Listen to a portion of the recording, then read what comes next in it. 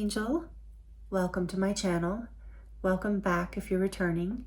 Thank you for joining me here for today's moon phase pick-a-card reading. We are currently entering the full moon in Libra, and it's a very beautiful, powerful Venus-ruled moon. So we're going to look at what's coming into balance for you in your life right now. This moon could be really helpful. And I'm going to draw from a different tarot deck for each group, live shuffle for you, as well as get more oracle card messages. And at the end of each reading today, we're going to do a charm reading along with the baby tarot. Pulling the baby tarot out today for those of you who remember this. So we'll have lots of messages here. We're going to dive in deep and see what wants to come through for you. And I will insert an overhead view of these groups at the end of this introduction, so you can pause the video and take your time to get a better look at these beautiful cards and crystals if you would like to do that. You might feel drawn to more than one group or even all three groups, which is totally okay. In a reading like this, you might have messages in multiple groups. So just use your intuition, enjoy, have fun with it. I will list the timestamps in the description box below so that you can jump right to your reading. For group 1, we have the clear quartz with the only thing.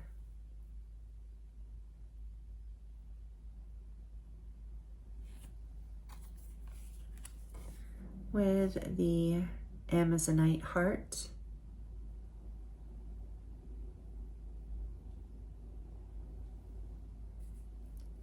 For group 2, we have Chrysocolla, what do you need?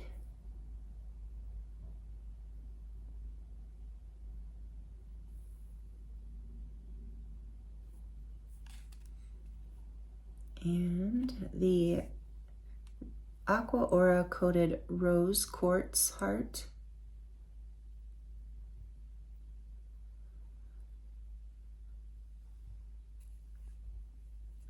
And for group 3, we have the smoky quartz with fall apart.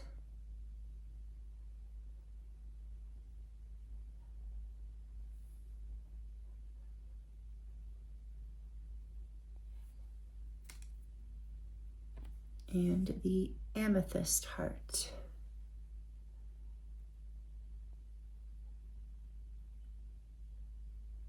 Thank you so much for joining me here. I appreciate you, and take your time choosing a group. I look forward to seeing you in your reading.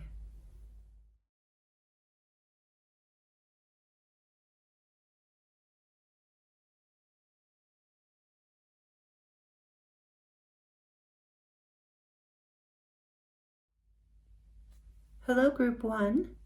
Welcome to your reading. This is your reading if you chose the clear quartz, the only thing, with the Amazonite heart. Welcome. Thank you for joining me here.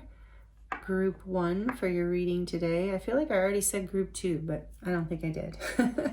Anyway, I appreciate you being here. I'm excited to get into this reading with you today. We're going to go pretty in depth as usual and look into what is coming into balance for you in your life right now.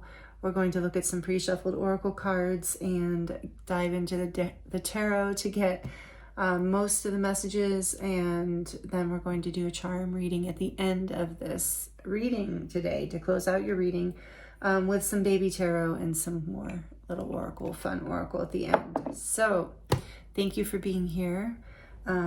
To start for you, what's coming into balance, this is beautiful. Actually, I have 2 cards from my voice will get better in a minute, I'm sure. From the Crystallary. So we have it's allergy season here, by the way, and I have to have the window cracked. I just can't stand it, so my voice will probably be on and off a little different. So anyway, I just wanted to warn you that ahead of time.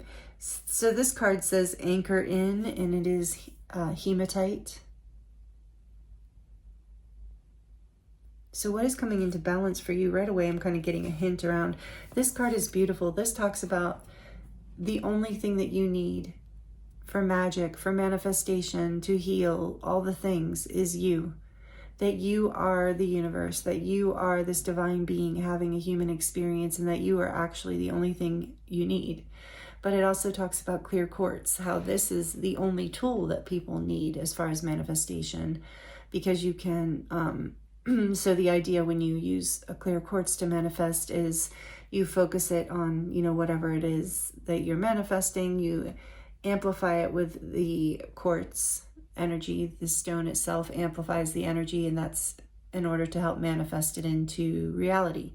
So this card is talking about you being that portal, you being that clear quartz, that multifaceted rainbow light being who can embody, and I'm getting embody with anchor here, who can embody this, whatever it is you're manifesting. Not just that, but more light. I was getting embodying more light on the planet and in your life.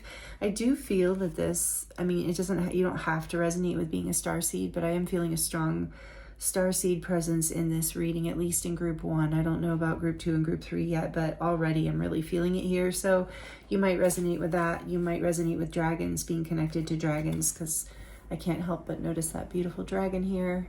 And these are my favorite 2 colors together, red and turquoise. So beautiful, such a beautiful combination. But anyway, so there's something here about learning how to anchor in, you know, to anchor in, ground your light. So in order to manifest the life that it is you want, this is what you're bringing into balance. That is really awesome, group 1. So I'm excited to get into these messages for you. And if you notice, I have a Band-Aid on my hand today. It's kind of hidden, but I hurt my hand. I took a little spill. I don't want to talk about it. It's embarrassing. But anyway, my hand got a little scraped up. So it's too unattractive looking for the camera, and it hurts a little bit still, so with the cards and the camera. So if you see a Band-Aid, that's what's going on. I'm okay. I'm gonna live through it. But yeah, it wasn't fun. So for group 1, please, Spirit, what? I wasn't very anchored in. I needed some hematite. I wasn't very grounded. Yeah, so this is what's coming to balance for you. So maybe you've been feeling a little bit scattered, or feeling like you need a lot of things outside of yourself, and that's starting to balance. You're starting to get some clarity here. And yeah, let's look at what else. Oh, okay. I'm hearing just finish these, do this. Okay, so you're group 1, so your Spirit's telling me how to do this with you. I very rarely have a pre-plan, every now and then, but anyway, so I pre-shuffled the oracle cards to save on time because we're doing the charms and the baby tarot and all this, so it's already going to be a bit. So we have 2 from each of these decks for your oracle cards. So actually, okay, these are getting saved to the end from the unicorn messages, but for these, we want to pull these out for your reading before we get the tarot, Spirit says. So this card says, the shadow work card. Well, the first one that came out was have courage. Stop hiding, show up, and let yourself be seen. Fear, vulnerability, and growth. And with being the only thing, like, this is interesting, what's coming into balance. And then journey inward. The path to enlightenment starts within you. Introspection and growth. Again, growth. That's another reason you're being guided to get grounded and to anchor in, because you're growing. Something is manifesting. I'm getting that something's coming into balance in the sense of something absolutely is manifesting right now for you. Have courage. Okay, this says, what do you need to release? Because whatever you're releasing will help bring this manifestation in smoothly. It's coming in no matter what. But there are some things you're still working on releasing, I'm hearing. Journey inward, introspection, growth, facing these fears and vulnerabilities. And then we have step out of your comfort zone, the North Node, following your heart's desire, your soul's calling, your dream, whatever it is that's pulling you. This is the true North. This is your star of destiny, or your node of destiny in this life, like what you're moving towards, what will bring you into alignment. Sorry again about my throat. So let's look here at the Crow Tarot for you, group 1. what do you need to hear as far as like what's coming into balance right now in group one's life, Spirit? Tell us a little bit more about this. Have courage and step out of your comfort zone. With the only thing, this feels like a pretty big ascension upgrade. Sorry about the loud snap on the cards there a second ago. For group one, thank you, Spirit. What do they need to hear about what's coming into balance right now? Wow. 10 of Cups. The Queen of Cups. What's coming into balance for group one? Whoa. The Six of Swords and the Fool. On the back of the deck, we have the Three of Swords. Look at that. The Crow Tarot. Such a beautiful deck. One of my donated decks. Thank you, Mark. I love this deck. Okay, so this is 10 of Cups. So cute, beautiful. Look at that rainbow. All the happy little crows. The ravens to me too, by the way. I see them as crows and ravens, even though I know that they're crows. But the Queen of Cups.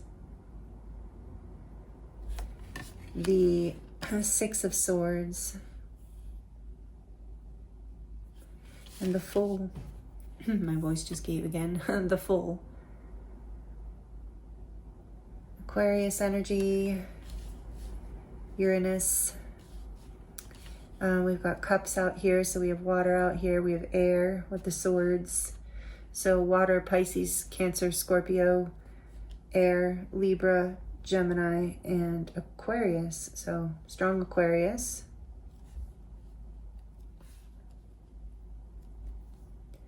So what is coming into balance for you, group one? Is you're healing this heartbreak. Whatever heartbreak you've been experiencing, and I kind of feel like if this is resonating with you, this heartbreak is a little bit existential. Like there are definitely things and reasons and experiences that have created it, and maybe even a recent heartbreak, a recent loss of some sort. But I see you having the courage to go within, to anchor in, to remember the light within, who you are, the power of who you are, and what do you need to release, and to face whatever inside of you is holding you back from creating the happiness and the fulfillment and the community feeling of like acceptance and love and grace I'm hearing in your life. It's like I'm getting the image of it actually blooming out of the heartbreak, because I am feeling this heartbreak like on a soul level, like, oh, and I'm hearing like something was forgotten about your power with the dragon here. Yeah, and grounding, this is the red too with the throat, and my throat was acting up. Okay, turquoise. And this is turquoise, this anchor in is blue. So like throat and root, meaning your essence, the ability to express who you are, having the courage to be who you are, to ground your life. Basically in the direction of what you want, not in a selfish way, but in a co-creating with the divine way, because you're moving from your heart space, because this heartbreak is like a soul ache, but you're moving away from it. And you're going to feel, but I'm actually getting that you're being guided. What's coming into balance for you is some sort of, as you release, as you have the courage to grow past whatever has been making you feel like you need something outside of you, you have this like realization of, it's like a heart chakra awakening, and it allows you to move forward and to take a leap of faith in a new direction. And I feel for a lot of you, this is inward. But it could be that you're like taking a leap of faith and actually, oh, I just got chills. Yeah, for some of you, actually like moving somewhere or leaving someplace, traveling in some form. But it's a leap of faith because as you release, as you have the journey to go inward and remember the only thing that you ever really need is you, it opens something up. It like frees you from any kind of limitations around what, basically like what you can do with your life is what I'm hearing. So stepping out of your comfort zone, it's like you set yourself free to create your own happiness because you suddenly are like realizing you can manifest it. So this is what's coming into balance for you. You're coming out of this painful, you're coming into your power with the King of Wands here. You're taking action on your own behalf, on the passion within you. You're being led by Spirit to face whatever these fears are. And a lot of it's like inner work, and to anchor in on this, like don't run away from it. That's what's balancing. Like maybe you've been running, maybe it's been different. I'm not in, there's no judgment from me or Spirit. It's like there's pain here, a lot of pain. And like I said, it's coming from deep. It's not coming from just, maybe you just went through a painful, heartbreaking situation, or you're in one right now. But I'm hearing strongly and feeling strongly that it's deeper. Even if it's being activated by the current situation, it's actually a deeper heartbreak. It's more inner child, and maybe even like ancestral for some people, like a deep soul, like a, not even ancestral, like maybe for some of you, but also like on a soul level, like karmic. Maybe that's what I'm thinking. But like I said, it has like an existential edge to it, because I feel like in a way, whatever this heartbreak is, whatever you're carrying inside is like your catalyst. It's the catalyst that when you anchor in, meaning you stop running from whatever it is that you're afraid of. I'm sure, like, if this is resonating with you, and please don't take offense, I'm just the messenger. I hope it's helpful. But whatever it is, it's coming from, what was I going to say? Sorry, I lost my train of thought. It'll come back. Whatever it is, having the courage to face it and feel it and grow from it, even if it's pushing you past certain limiting beliefs or things, and even if you have to let go of things, like with what do you need to release, it brings everything into balance. And I hear that a lot of you're already doing this. And really the only thing you need to do this is you. You don't need anything fancy. You just need the courage to go inward and to step out of your comfort zone, to release what's no longer serving you, to let go of people, places, things, and in particular, belief systems and thought patterns that have been holding you back, so that you can step into this new energy that creates a huge change in your life, but a really positive change, a really Spirit-led change, something that is going to create a feeling of passionate confidence and happiness in your life. And it's like, that's what's coming into balance. After heartbreak, there's happiness, there's heart opening, heart chakra awakening, a feeling of love, a feeling of acceptance, a feeling of moving into calmer waters, moving away from the storms and the pains and the fears of the past. And what did I want to say about that anchor in? It's like if you, just the anchoring in of like not running from it. Oh, I'm even hearing, and I got this message when I was shuffling for you in the beginning with your oracles, is like for some of you, this is along the lines of, you might resonate with doing a bunch of healing things. Like, not that it isn't good to do some, but it's like almost like chasing the wound instead of just sitting with it and realizing you are the only thing you need to transmute this pain. And you have to have the courage to, with the dragon there too, the courage to feel it and to face it. And it's so hard, I know. This resonates with me, I get it. And to grow past it, but then it sets you free. The full is like this youthful, childlike, beautiful, free electric energy of change and excitement and a new beginning, a new chapter, a powerful new chapter. So this is what's coming into balance for you. Is there anything we need to go deeper on here? What time are we on? Okay, we can go a little deeper. Yeah, there's that King of Wands. I want to know a little bit more about this Ten of Cups. Ten of Cups. Why is the Ten of Cups here? Why is the Ten of Cups here? What's coming into balance for group 1? Why is the Ten of Cups here? Tell us more about this Ten of Cups. It's stuck with 2, and I was going to get one for Queen of Cups too, so we're just going to take those. We have the Seven of Swords and the Page of Swords. Interesting.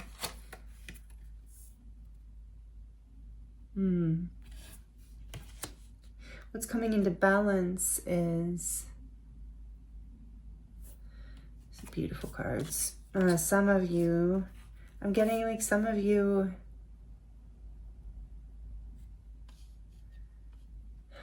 yeah, there's a message here about like some of you felt like your happiness was stolen.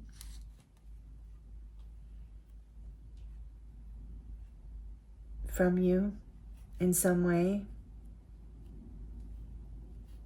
That message wants to come through. So this is coming through because this is also about something you need to release, because that's what's coming into balance as part of the heartbreak that you're releasing is deception, lies.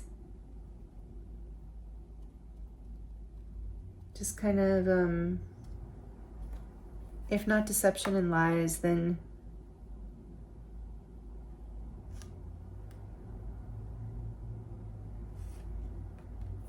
tell me more, Spirit. I don't want to say that yet. Let me see.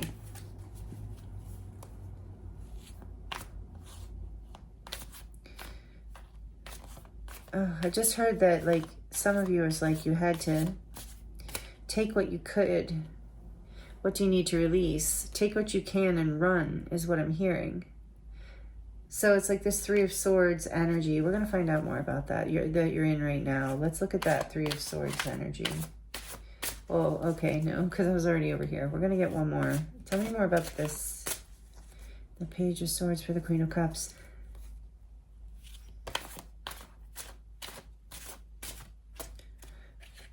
I've heard for some of you this might have something to do with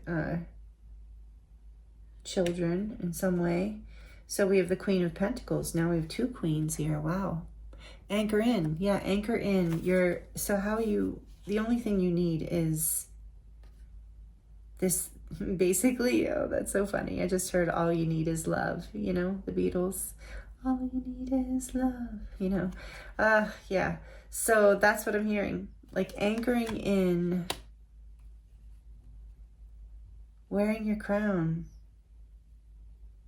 Having the courage to stop hiding. Yeah, with this, stop hiding, hiding who you truly are with this Seven of Swords and Page of Swords is this, like, that's what I was getting to when I first pulled it out, is like self-sabotaging behavior. Even I'm hearing self-talk, or even things you're saying out loud about yourself. So this is what's coming into balance. You're releasing, or if someone else was, you know, sabotaging you or creating drama or issues,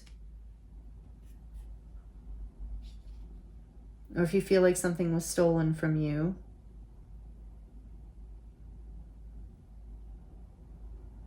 yeah, this is what what's coming into balance as you're moving away from those thoughts and you're remembering to bring yourself back into center, and that you are the only thing that you need to be focused on. Because your happiness comes from within. And we all know that. You know, we hear that all the time. But what's coming into balance for you is you're about to live it. You're living it, group 1. You're stepping out of your comfort zone. That's why you get to live it. You don't get to live, I'm convinced, at least at this point, you don't get to live a fulfilling, beautiful 10 of Cups, 10 of Pentacles kind of life. You don't get to live a really vibrant, beautiful, healthy, well-balanced life without doing some work.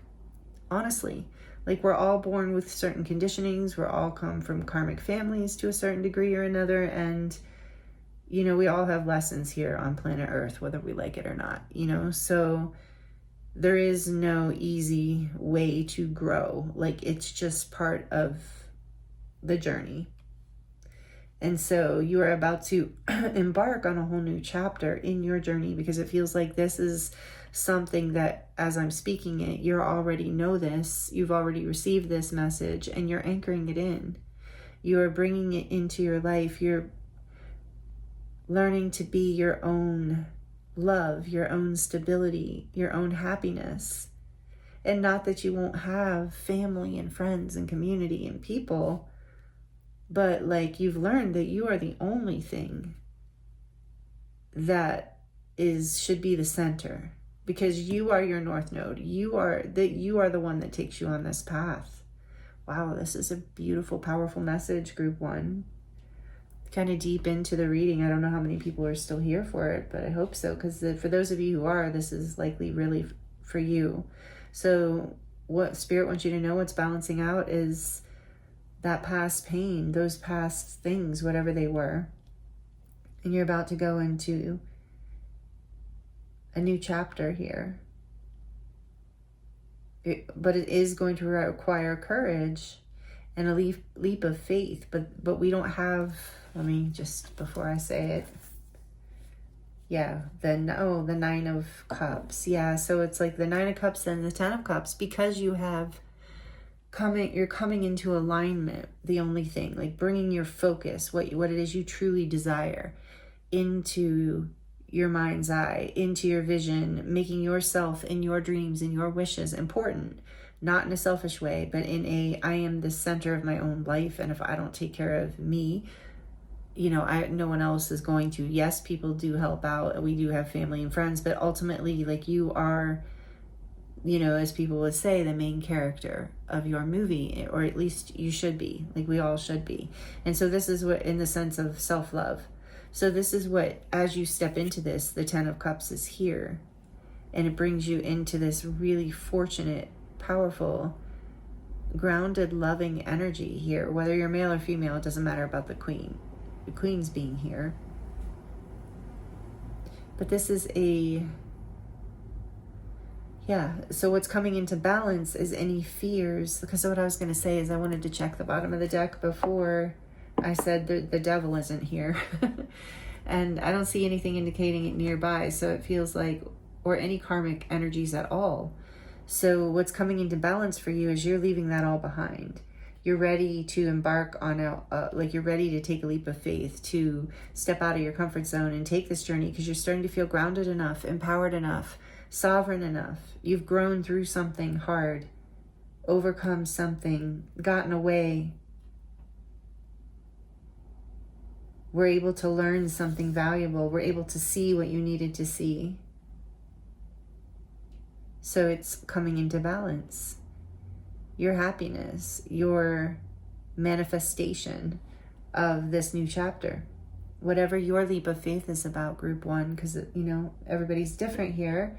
But whatever it is, I think you know what I'm talking about. So hold the vision with this. Remember, you have the power to help manifest, to co-create with the divine. What do you need to release? Is there any fears? Is there any limiting beliefs that are in the way, like you can't have it, or it's too late, or whatever it is?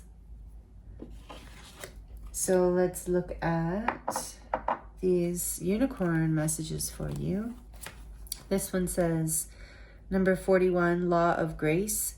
Be your divine essence. Dissolve all in grace. Kind of like the only thing. And I was saying something about grace.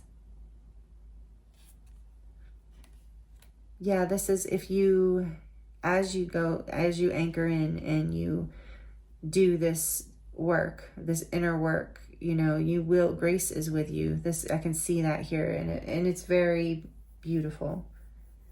The sun will shine again, I'm hearing, and then Mahatma energy, number 29, build your light body, accelerate your ascension. So heart chakra, crown chakra, number 11, ascension energy, build your light body. You're definitely ascending through this. Like I said in the beginning, I felt that star seed energy, so we're coming full circle with that. But even if you don't resonate with that, just know that this is like a grounded shift, like an embodied shift. I was going to say it's like, for those of you, especially with this deck, like it's a DNA activated kind of shift. So it's anchored into your cells. It's anchored into your energy body, your light body, so that your reality is now manifesting through this frequency, and it's part of the law of grace. And this is the way it works. And you're learning this. This is coming into balance for you. Wow, group 1. This is amazing. Okay, so what do we want to do first? Yeah, let's do that first.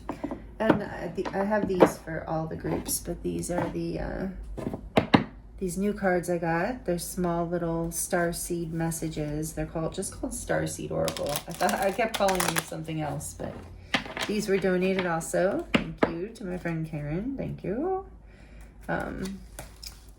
I shout out people's names once in a while, but not all the time. I hope you guys don't mind. I just love to give credit to the people who are so generous. I appreciate you all.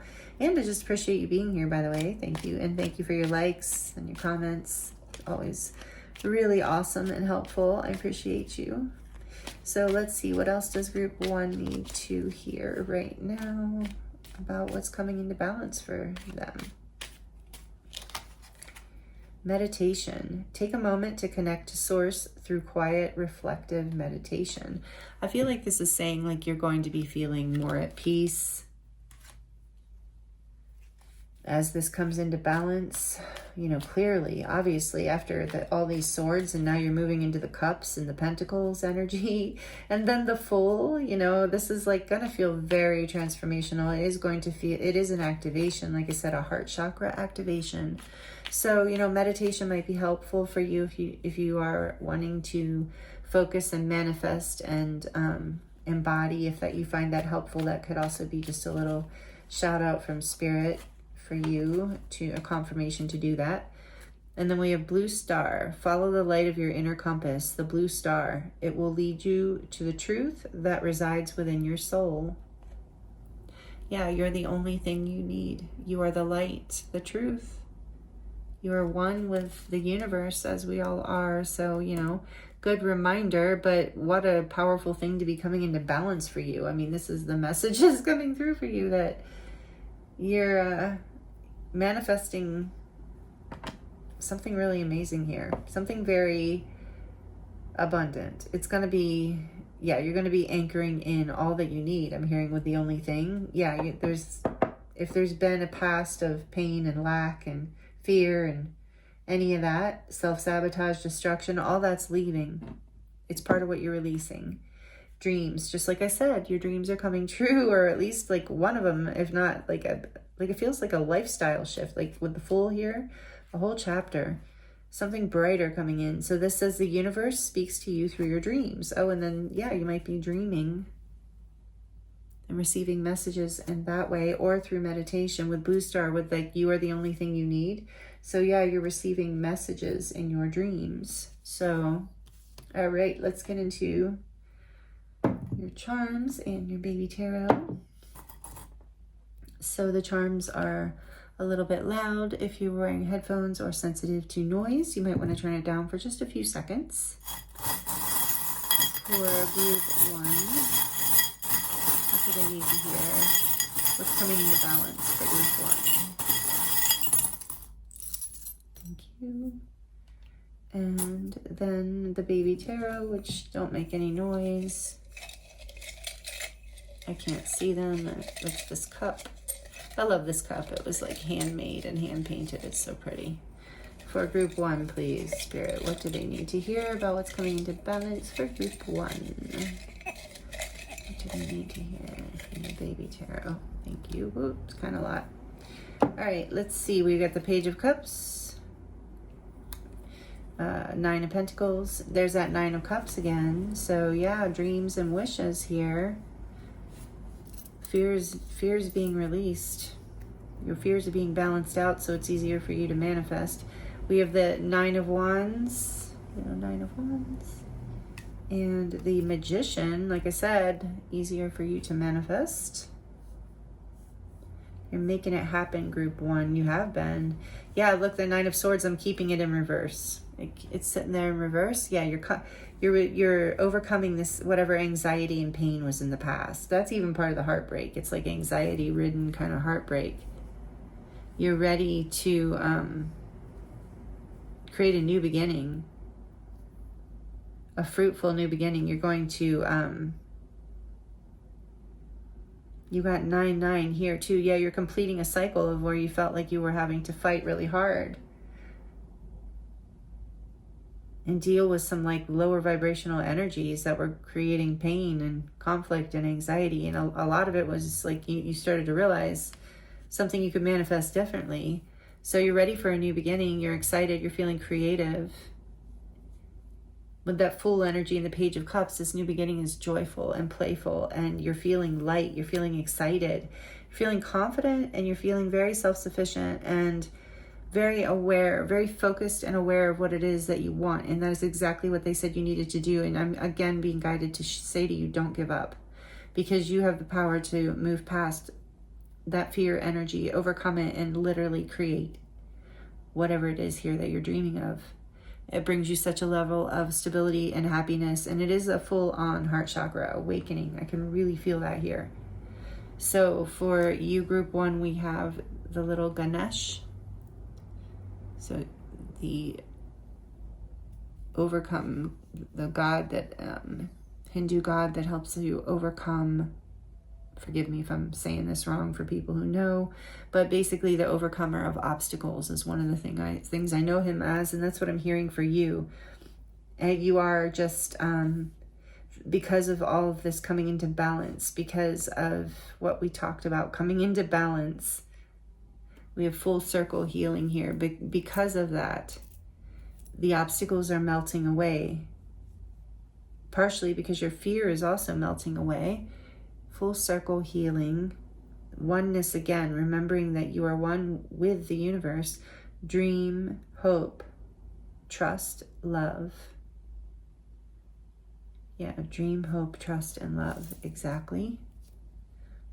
And that Page of Cups, he's that little, it doesn't matter if you are, it's not a gender thing, but the pages are very playful and youthful, and especially the Page of Cups can dream and trust. Very beautiful, youthful, pure-hearted energy. It's also like a opportunity coming in for you from the universe that lights up your heart. Like I said, you're having a real heart chakra awakening, and we have this little piece of string, and I feel like, yeah, there are people like you're connected to here that become important in your life, that really bring you a lot of happiness. You're having the courage to like take a leap of faith in a new direction. And I'm hearing those that stay with you, those who are still in your life as you move through this, they are part of your new happiness and your new family and your new celebration, because they don't bring you this drama and pain that you were experiencing in the past, because you're realizing you are the creator of your own universe and you have a choice. I mean, to a certain extent, right? The co-creator, I should say. And then you have, what do you have here? Oh, the little butterfly with the pearl. You're learning more about your value and your worth. You've done the hard work. You've taken the time. You've done the transformation, and it was hard. But now there's freedom and beauty on the other side of this. You're finding the sweetness to life again, the innocence again, which I was getting there with the Ten of Cups too. And here you have the cherries. Something very sweet coming in. Something very exciting, I'm hearing. And then the lipstick here is like you're having, of course, as you move out of this, painful past energies, you're having a bit of a glow up, meaning you are, looking better, feeling better, feeling like going out and, looking good and going out, connecting with community and family and having fun, feeling sovereign, feeling confident, feeling like you want to enjoy your worth, however that is, whether you're male or female. So take it as it resonates. And that's a beautiful thing. It's like you're enjoying your own sweetness. You're like accepting yourself and your life on a whole new level is what's coming into balance for you. You're really like, whatever kind of battles you were having with yourself even are dissolving. And then there's this knot. And again, I feel like there's something about ties and family and strings and soulmates. But it's like you're starting to weave more connections that are more like true family and true happiness, true love. And here we have the love between a mother and daughter is forever.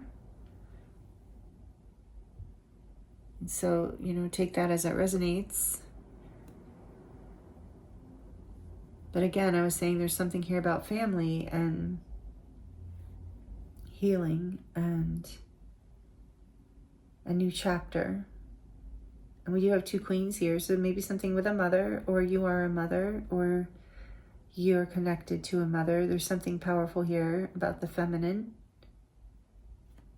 And we have the dragonfly. Again, reminds me of dreams and manifesting dreams and bringing the darkness to the light, like rising out of the darkness into a bright new world. And I feel like that's exactly what's happening for you with the Fool. And it might even be a little scary, just as I say that, because that card says have courage and this says brave.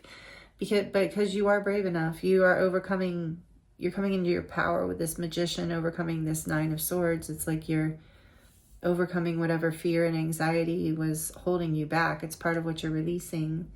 We have the Eiffel Tower here, which might be significant, France or Paris for you, but it's reminding me of, getting a higher view on things, seeing things,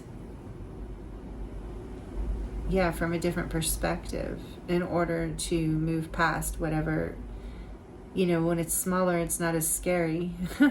And when you can see it, it's easier. So in some places here, you're in blind faith, but in others, it's like you're learning how to pull back and listen and get the information that you need. With that 7 of Swords and the Page of Swords, I was asking about this, is like you're learning how to be more discerning and knowing what to focus on and more of, what you want, and you're taking a leap of faith in that new direction. So you're getting balanced out enough to do that.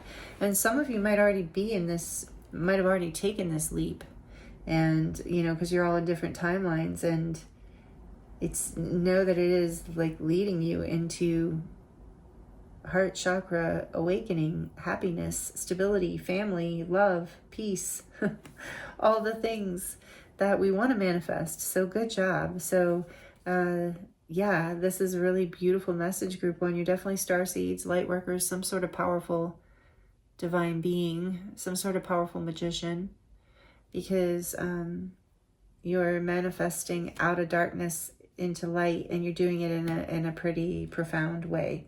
So Spirit just wants you to know also, if this has been tumultuous, if you've taken the leap and you're in the new beginning and it's a little rough landing, no, this is why this is coming through for you. This is all coming into balance for you. And it's going to be so good, so prosperous and abundant on so many different levels. So hang in there if you're feeling a little bit of fear still, group 1. So these are the messages I have for you around what is coming into balance for you right now. Thank you so much for joining me here. I hope the messages were helpful for you. And it was an honor and a pleasure to read for you. Powerful, beautiful path that you're on. So thank you for allowing me to read for you and being here to the end of the video and all the time and energy you spend here. I appreciate you so much. And I'm sending you so much love, many blessings. I look forward to seeing you next time.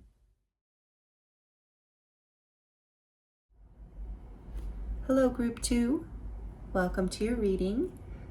this is your reading if you chose this beautiful Crystallary card that says, what do you need? Beautiful card, I love it, one of my favorites in the deck. And then we have a mystery card here for you, but we will get to that in a few minutes. And you also chose the Aqua Aura coated rose quartz heart. Beautiful shine, iridescent rainbow. So welcome, group 2. Thank you for joining me here. I'm excited to get into the messages for you today. We're going to go pretty in-depth. We're going to look at these cards as well as some other pre-shuffled oracle cards I have for you. And we're going to look into the tarot to get more messages around what is coming into balance for you right now in your life. What do you need to know about? And what would be helpful to hear. And we're going to close out your reading with a charm reading and the baby tarot for those of you who haven't done the baby tarot in a while, and another little oracle deck. So we have lots of fun stuff to get to today or tonight, this evening, whenever you're here. So welcome. I appreciate you being here, and let's get into your messages, group 2. I can hardly wait. So first of all, you might resonate with Egypt, Atlantis, Sirius. You might resonate with being a Syrian starseed.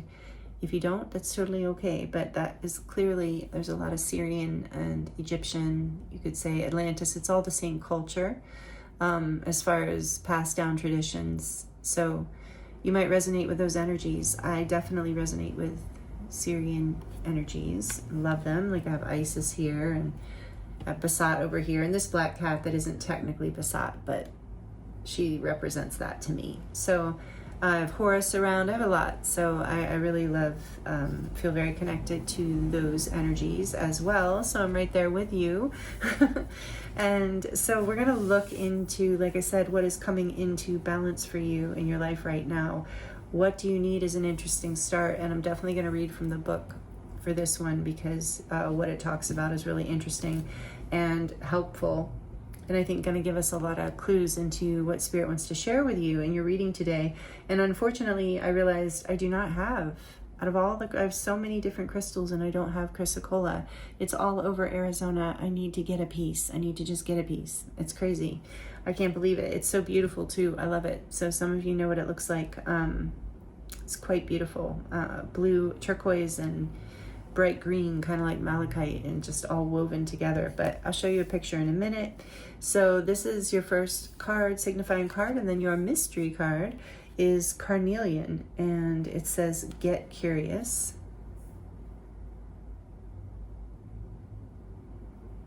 And I do have a piece of carnelian here that my son brought back to me from Brazil when he went there to Florianopolis or something like that, some little island that has a history of witchiness and has a little crystal shop. So anyway, super excited about that. And I love carnelian. It's one of my favorite stones. And I don't know if you know, because I didn't until I read this card. You know, back in the day when they would stamp letters, they would melt carnelian and stamp it in carnelian. Isn't that really cool? Precious. Clearly we don't do that anymore. Like, it's wax. But if we do it at all, it's wax. But anyway, this is the beginning of what we're looking at today for you. So I'm going to read Crystallary first, and I'm going to show you this picture up close because you get a better view of that. That's kind of what it looks like. And yeah, this book is quite amazing, the Crystallary Oracle. So from my friend Sherry. So thank you if you're watching, Sherry. I love this deck. So without water, Crystallary is simply oxidized copper and silica. But add water, the element of both flow and emotion, and voila, magic happens. Just as I say voila, Bella jumps down. Perfect timing, kitty. She knew her cue. Magic happens. Right. Water is magical. If you doubt it, imagine our earth without it. With a little H2O, not only does that copper and silica become rather remarkable, it becomes the stone that the Egyptian queen Cleopatra never left home without. Crystallary knows that at any moment we're all just a few water droplets away from complete transformation. that each of us can become a person who adds color and dimension to our world.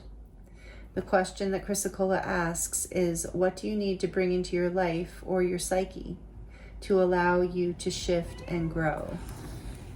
She's meowing a lot. If she gets too crazy, I will move her. So that is the Chrysacola. And then Carnelian, it's interesting how these go together. Can't make it up. So I know Carnelian, she's probably hungry, although her food is right here, but anyway, Carnelian has traveled trade routes, been privy to love letters, and learned ancient secrets scribed on scrolls and stored in cathedrals of learning, like the Great Library of Alexandria and the House of Wisdom in Baghdad. Carnelian says, get out and see the world. Carnelian encourages lending you strength and fortitude for the travels ahead. She will hop a ride with any passing caravan, following the wanderings of merchants and messengers to their next destination. This ancient talisman's curiosity doesn't stop with earthly journeys. Carnelian amulets escorted the dead, providing safe passage into whatever lies beyond the setting sun. Life is an adventure if you allow it to be, Carnelian reminds you. Get curious. So that is so interesting in general, but with this idea of water and what do you need in order, like emotion and flow create magic. Like imagine the world without water. So maybe I feel like for some of you, what's coming into balance is your emotions. Something about your emotions, and not just that. That's just like one aspect of what I'm seeing here. But there's something very transformative with this image here. Yeah, with the snakes and I think that's a bee. I don't know if that's a bee or a moth, but there's a very transformative energy here. And there's something about, I just heard letting yourself out of the box too. Not being afraid to get curious. So yeah, your emotions are balancing your fear. I feel like your fear is balancing in some way so that you can move forward. So let's look at these pre-shuffled oracles, and I was guided to pre-shuffle them just for time purposes because we're already live shuffling the tarot and the charms and all this other stuff. So, sorry. So conviction there. So I chose those ahead of time. But anyway, so here we go with from the Shadow Work Oracle. We have, well, first this one came out actually. Confronting fears. Just as I said that, confronting fears. The cave you fear to enter holds the treasure you seek. The cave you fear to enter holds the treasure that you seek. Bravery, healing, and reclaim.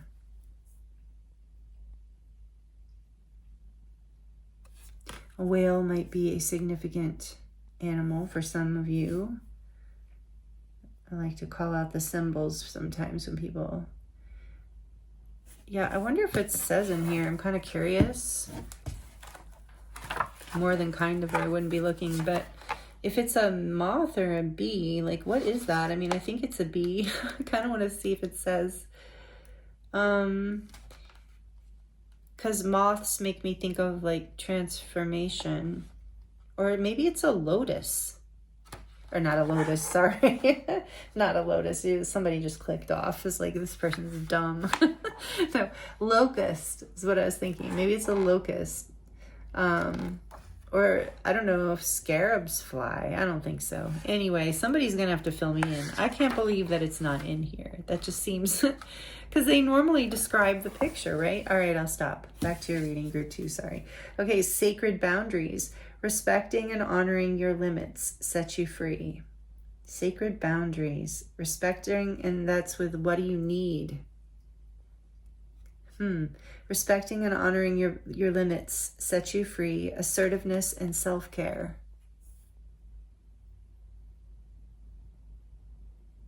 Not being the one to bear the cross, but asking for what you need. I feel like whether the adventure is, what's coming into balance is your fear around whether this adventure is internal or external. It's something that I just heard for some of you, you haven't allowed yourself to do. You had maybe some limiting beliefs around it, some that you couldn't for some reason. Okay. And then we have show the world the real you, full moon in Aquarius, beautiful, with confronting fears. And then we have prosperity lies ahead, new moon in Taurus. That carnelian reminds me of prosperity. It's traveled the world, it's extravagant, it gets privy to love letters. Yeah, see, Bella thinks so too. Man, she's got really good timing on your reading group too. Maybe some of you are cat people. Oh no. What? So I was guided to use the Muse Tarot for you, group 2. One of many favorite decks of mine. I don't know, it's hard to narrow it down. I love them all so much for the most part. Okay, so the Muse Tarot, what does group 2 need to hear about what is coming into balance for them in their life right now? What's coming into balance for group 2? My hands aren't quite big enough for this deck. Sorry, guys. I'm not meaning to butcher your shuffle. I'm almost better off doing it sideways in this deck. Well, I say that. So maybe there's just something here. Okay, we're going to note that. Sorry about that. It's shuffled. I'm just hoping Bella doesn't try to come up on my lap right now. Okay, so group 2, no more distractions. Maybe there have been some distractions, and that's part of what this assertiveness is for self-care. Yeah, for some of you that might resonate. So what does group 2 need to hear as far as what's coming into balance for them in their life right now? What do they need to hear about this? More to the story, please. 5 of Inspiration, which is the 5 of Wands in this deck.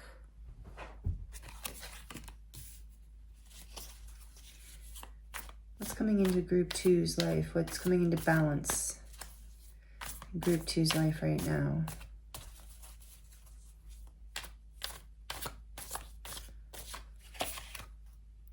The 8 of Materials, 8 of Pentacles.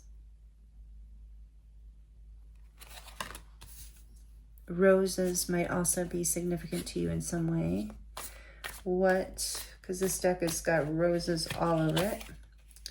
The Magician, ooh, such a pretty card too. Major Arcana, Mercurial energy. Number 1.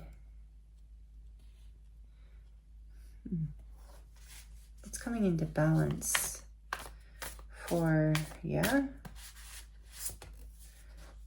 The Queen of Wands, nice. The Queen of Inspiration. Coming into your power. Something's balancing. Your fears, I think, are balancing out in a way where you're coming back into your power, group 2. Let's see. I mean, that's the gist of it, but let's see what else. Beautiful. The 4 of Wands, the 4 of Inspiration. Yeah. All right. One more. What's coming into balance for group 2? The Knight. He wanted to come out when I was shuffling your deck initially. The Knight of Cups. The Knight of Emotions. And emotions, remember it was saying? Interesting. About flow, water. And there's very little, the Knight is the only water here, is the only water that came out in your cards. And you have the Hermit on the back of the deck, which is Earth energy, Virgo, number 9.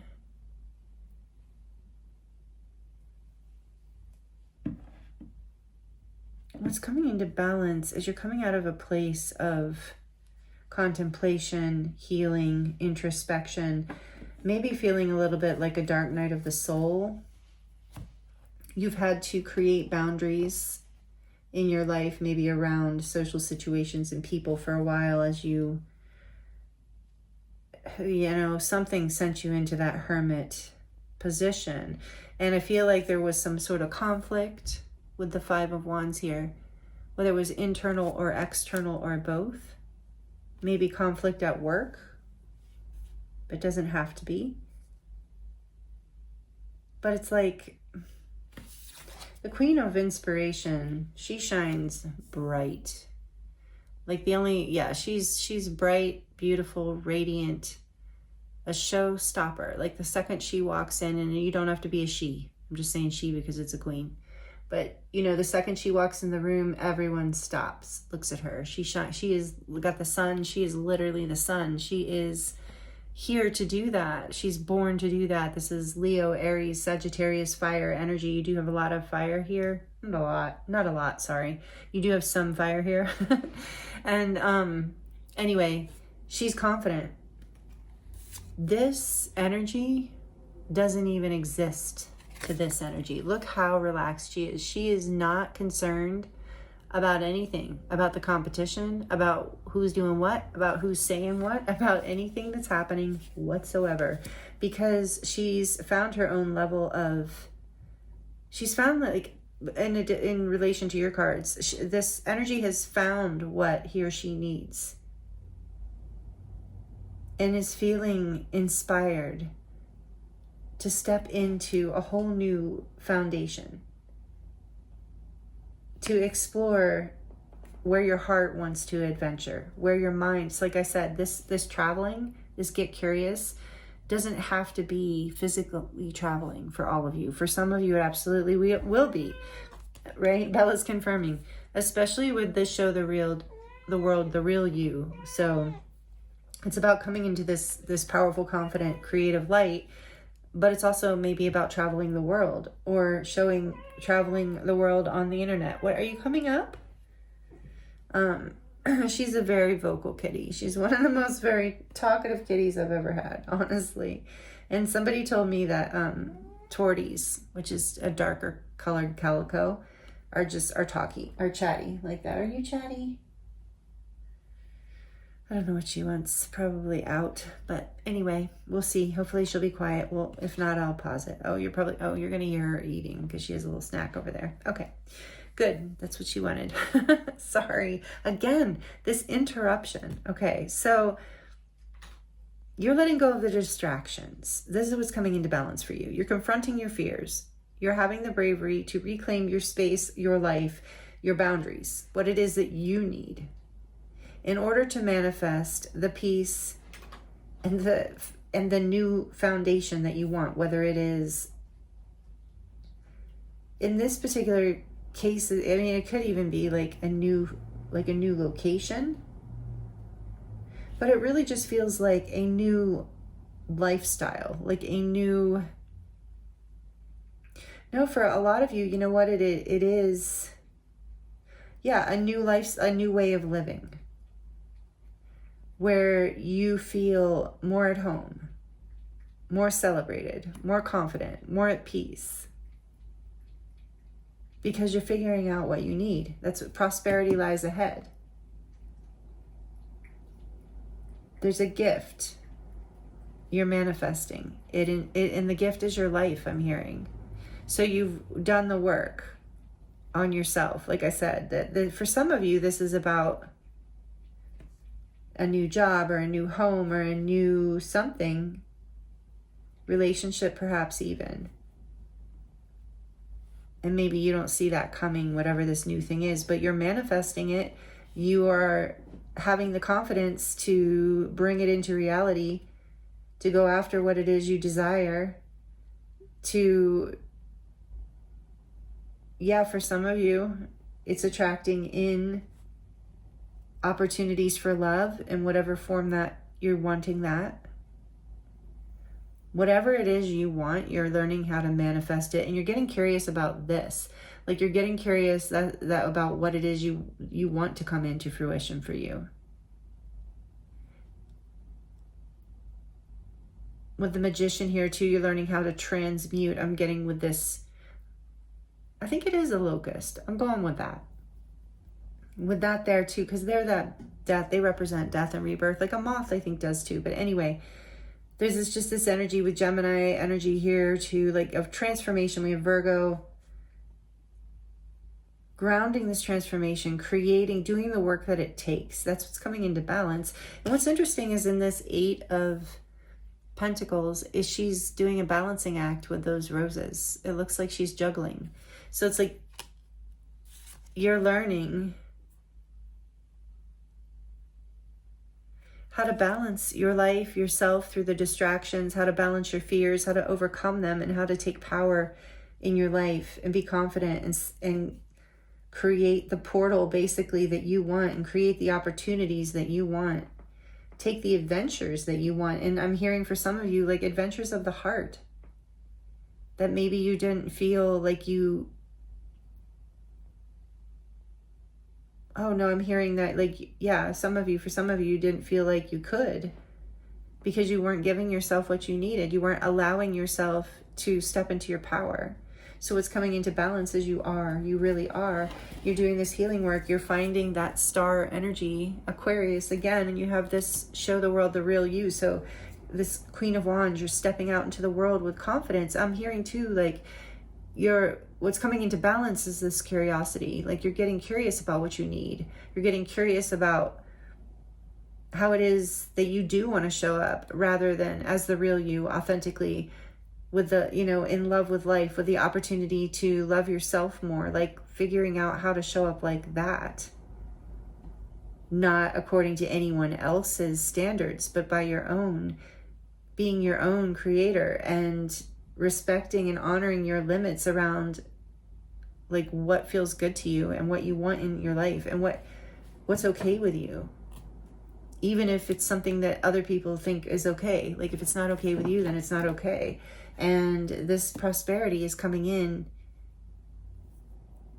the abundance in a lot of different forms is coming in because it's attracted to your freedom, your magnetism, your ability to love yourself and be curious about life, about who you are, about what you can create. Oh, this is so beautiful. All right, we're going to leave the Hermit here. And would like to look at just a little bit more here for you before we get into the closing, the final oracles and your charms. So this is what you're bringing into balance, your power in a huge way here. Your life, you're like with this 4 of Wands. Tell me more about that. Tell me about the 4 of Wands. Boy, that came right out. The Fool. Yeah, you're taking a leap of faith. I just got chills. This is 0, like this is a lot of major arcana. You're taking a leap of faith in the direction of your dreams, of your happiness, of the life that you want to build, whatever foundation that is, whether it's a relationship, a home, a new place of living, a job, whatever it is, a project. You're leaping into this portal because once you come into balance, because you have come into balance. I love it. I love it. Let's see. I want more about this 5 of Wands. Yeah. The Muse of Voices. Yeah, so the conflict wasn't, for most of you, most of the conflict was within your own mind. This is the King of Swords. Your own, being overly logical, being overly strategic, being overly concerned with practical things and practical details. And literally, I'm hearing just whittling the magic out. There's the Magician. And your first card here talks about water being magic. And you are in the Magician's right under it. And this looks, it could be earth, but that looks a little bit like water. And like a wave pouring through there. So flowing. Not being conflicted. And I keep getting too influenced by other people's opinions. And for a lot of you, it was just the voices in your head. It wasn't even people that are still in your life, even some of them, just things from childhood or life in general where different things have stuck with you and your logical mind was just trying to keep you safe. That's coming into balance. You're learning how to juggle. You're doing the work.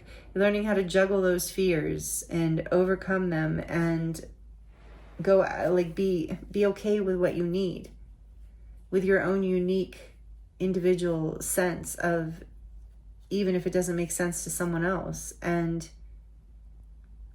being at peace with that, being curious about life rather than in a hurry to get to some sort of goal. That's what you're bringing into balance. You've gone within, you're done doing this deep healing work so that you can basically find your power and fall back in love with life again. A whole new beginning, a whole new chapter is here, which came out in group 1 too. The Fool came out in like the same position even. So this is maybe, and that's what came out in the last reading I did. There's this very strong collective energy of a new chapter. But it's definitely strongly here in your reading.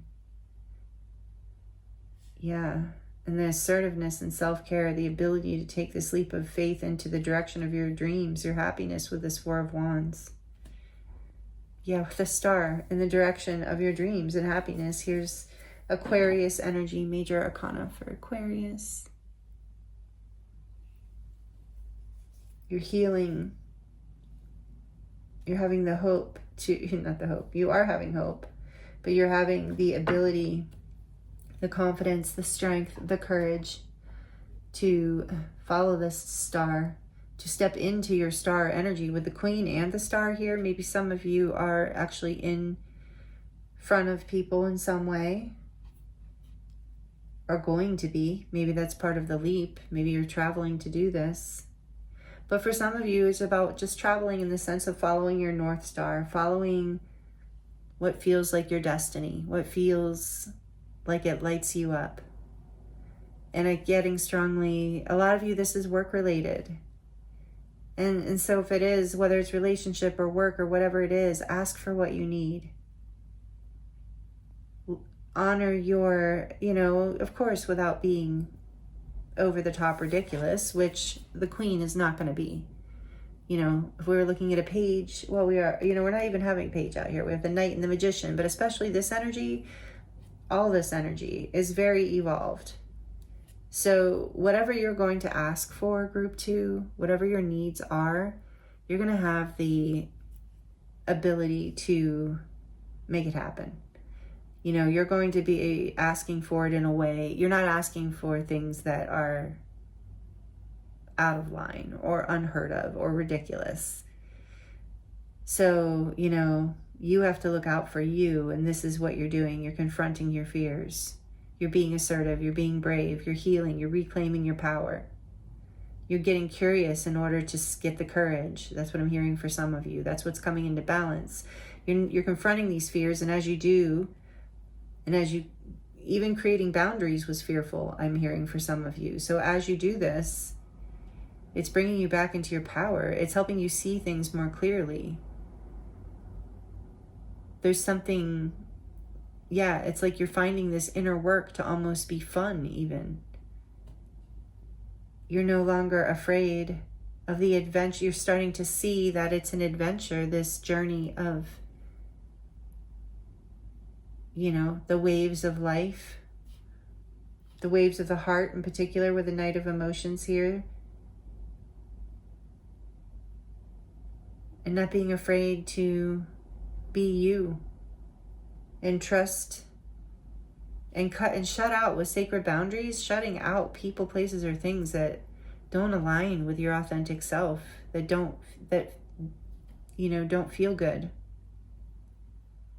Putting the work into your own power, into your own manifestation. This is what you're balancing out. You're balancing out the ability to be the star of your own life. And like I said, that was a little bit of a theme in group 1 too, which is interesting. But yeah, being the light in your own life, taking a leap of faith in the direction of a more colorful world, which actually reminds me of the group 1 in the new moon reading I did. So maybe you were there for that. Let me know if you were. That's an interesting synchronicity, because I kind of feel a resonance between those, like part 1, part 2, or if you want to go back to it, it was the last new moon right before this full moon, group 1. Anyway, okay, so let's look at what the unicorn messages are for you, because I do feel like everyone's on this major new chapter ascension path, especially, I have to bring that up. Thank you, Spirit. For the four of inspiration. You can kind of see in this card, these 4 wands. They're very light, but they're in the, you see them? They're candles, I believe. Are they candles? Yeah. I don't know, kind of look like that. But that is 1111. So this is the 1111 card, the Ascension card, the Twin Flame card, the Ascension in general, 1111 card in modern terms in the tarot. So that is my hint here with the Fool especially. This new chapter is a timeline upgrade, an ascension jump, if you will. And you're ready, I just heard. It's going to bring you a lot of abundance and shine. Yeah, not being afraid to shine is a big part of this. It's a big theme for the collective here. So I know a lot of you are light workers and starseeds, or just like, if you don't resonate with those terms or those labels, just you are people who are here to make a difference. You're here, you're the adventurous type, whatever level that is. You're very giving. Bella's, again, she's confirming this. She did really just come out to snack and see you guys. It's really cool. So she doesn't always come out. See, she's going back there to sleep again. But anyway, you guys are, this group, there's something about the world here. Internet, shining, the queen, the star, you're powerful. So know that if you're in a healing phase, if the pain is part of what's coming into balance for you, whatever's been that you've been healing and working through. Because I have to note that this Hermit is the star that he's so focused on, is this star. Oh my goodness, the Lovers is behind that. And I said Lotus earlier, didn't I? Wow. The Lovers. Beautiful card in this deck. And the Star too. I love all these cards. But basically you're finding what it is you need in this time. It's been a spiritual awakening. And give yourself what you need. Ask for what you need in general. And again, what's coming into balance as you're moving out of the fear of like the over-analyzing of things, and the fear and the leaking of energy, essentially, with not having the boundaries that you need. It's like you're letting go of that, and instead, I just lost my train of thought. Sorry, it keeps happening. Getting curious about what it is you need instead. Like, instead of being fearful, that's what I'm trying to say. Like, getting curious about the fears, instead of like being like, oh, I don't know, like maybe in the past that brought panic or a sense of, like uncertainty, conflict, fear. Now you're just curious about it. You're like, oh, I wonder why it is I'm afraid of that. Like, what do I need to know here? What do I need to feel in order to get what I need to support myself, to love myself more? Oh, I'm afraid of that because and maybe, okay, now I can decide, do I want to do it or not do it? Because does it feel good? And setting up these boundaries, understanding and that some people won't like this, that you're going to get a pushback, that people are going to, and that's hard, especially for people who are sensitive. But like, how unbothered you're stepping in. What's coming into balance inside of you is you're becoming unbothered in a big way, so that you can step back into your power and follow whatever your creative dream is here, whatever your next chapter is, your ascension up. Like, you're literally ascending into more prosperity, more opportunities, more abundance in general, and dreams, like aligning with more of your dreams. So, okay, I was getting to the unicorn deck. Sorry, getting lost in this energy is so beautiful. I really love this for you, group 2. Okay, so you have, first, the thing that came out was number 34, Cosmic Pearl. And there was a pearl that came out in the charms in group 2 or group 1, and so it might be, again, some of you might have messages there. You don't have to, but maybe.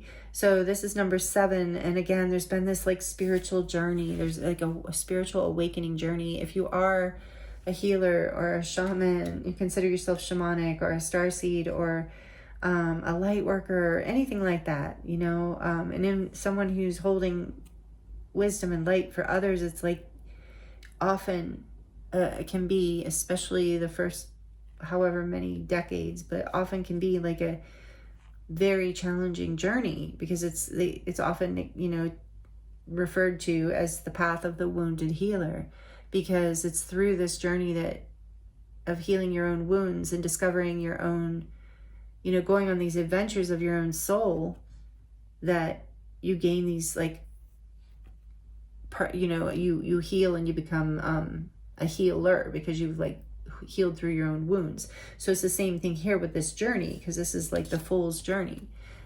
You're starting a new chapter. You, in this place, you're carrying, your load is light as far as like baggage, tension, fear, heaviness. You've let that go. You're releasing that. It's the real you, more of the authentic you that trusts the universe, that has learned some valuable lessons. And are you ready to ascend? You're ready to follow your dreams in a new way, and everything is about to come into manifestation for you, and even just getting curious about that. And so the cosmic pearl, expand your psychic gifts. Again, some of you are light workers, starseeds, doing this work, and you're stepping into it more by allowing yourself to listen to your emotions, flow with the universe, and trust. A lot more trust and curiosity than fear and control is what I'm hearing. Expand your psychic gifts. Open the gate to the angelic realms. You're being guided. Some of you do resonate with having unicorn guides and angels. They're part of the angelic realm. But it's like coming out of this spiritual awakening, expanding out of the darkness. Because a lot of times when we go through these spiritual journeys, the dark night of the soul, spiritual lessons, awakenings, we come out of it more psychically awake, more aware, more visionary. And that's part of what is happening for you. But you're coming into a really... the balance is bringing you into such a beautiful place, group 2. And yeah, like you're coming out of this cocoon. You're ready. Cocoon of white light. That's what you've been healing in with this hermit energy. Cocoon of white light, number 19.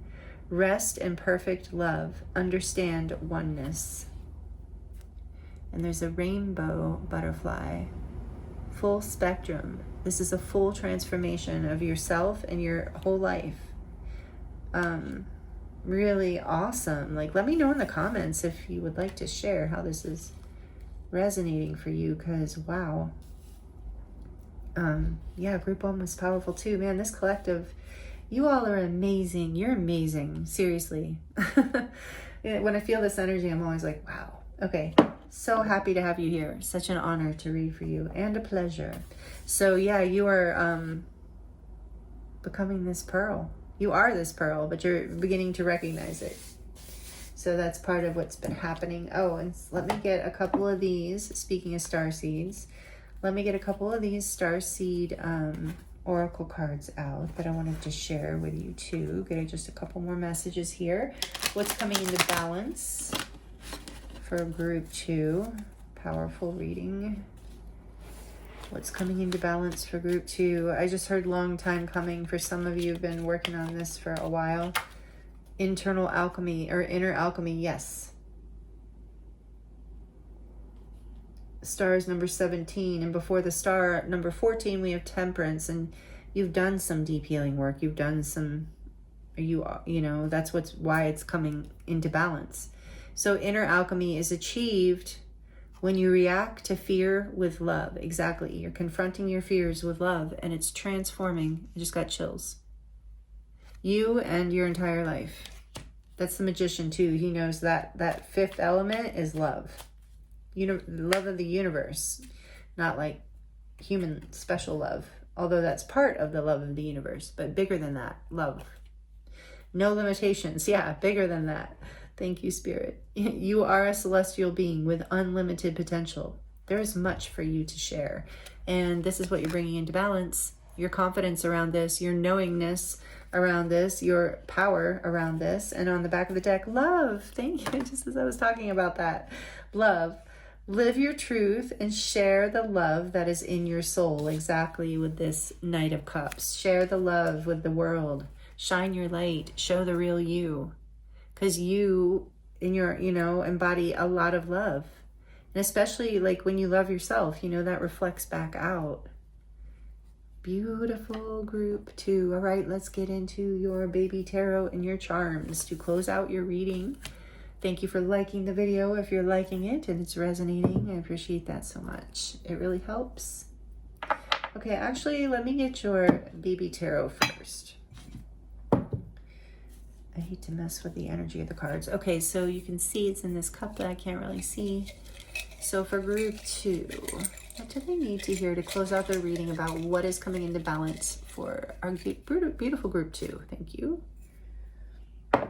And for the charms, okay, this can get a little loud if you have headphones on or you're sensitive to noise. You might want to turn it down for just a few moments. For group 2, what's coming into balance in their life right now? What do they need to know? Thank you. Ooh, you got another like baby tarot. So these are the baby tarot. These, I don't know what those are. Infant tarot? I don't know. Okay, so yeah, because these live in the charm bowl, the little infant ones, but these are the baby tarot, and the infant ones are just the major arcana. I don't know why I'm sharing all this in case you're curious. Okay, so what do we get? Let's do the tarot first. You have the 7 of Cups. That's quite a bit of these, actually. The 7 of Cups, 10 of Wands. I'll keep them in reverse unless I'm guided not to. The Lovers, right? Yep. Oh no, I wonder if I have to cover that on these itty bitty little pictures. I bet I do. So silly. All right, we'll use your crystal. The Lovers, the Fool. There's that Fool.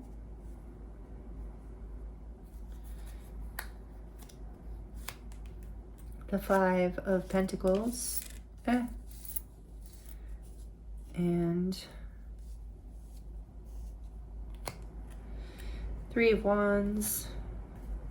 4 of Pentacles in reverse. Oh yeah. Chariot in reverse, although we're going to turn it upright. And the 3 of Cups. Yeah. You are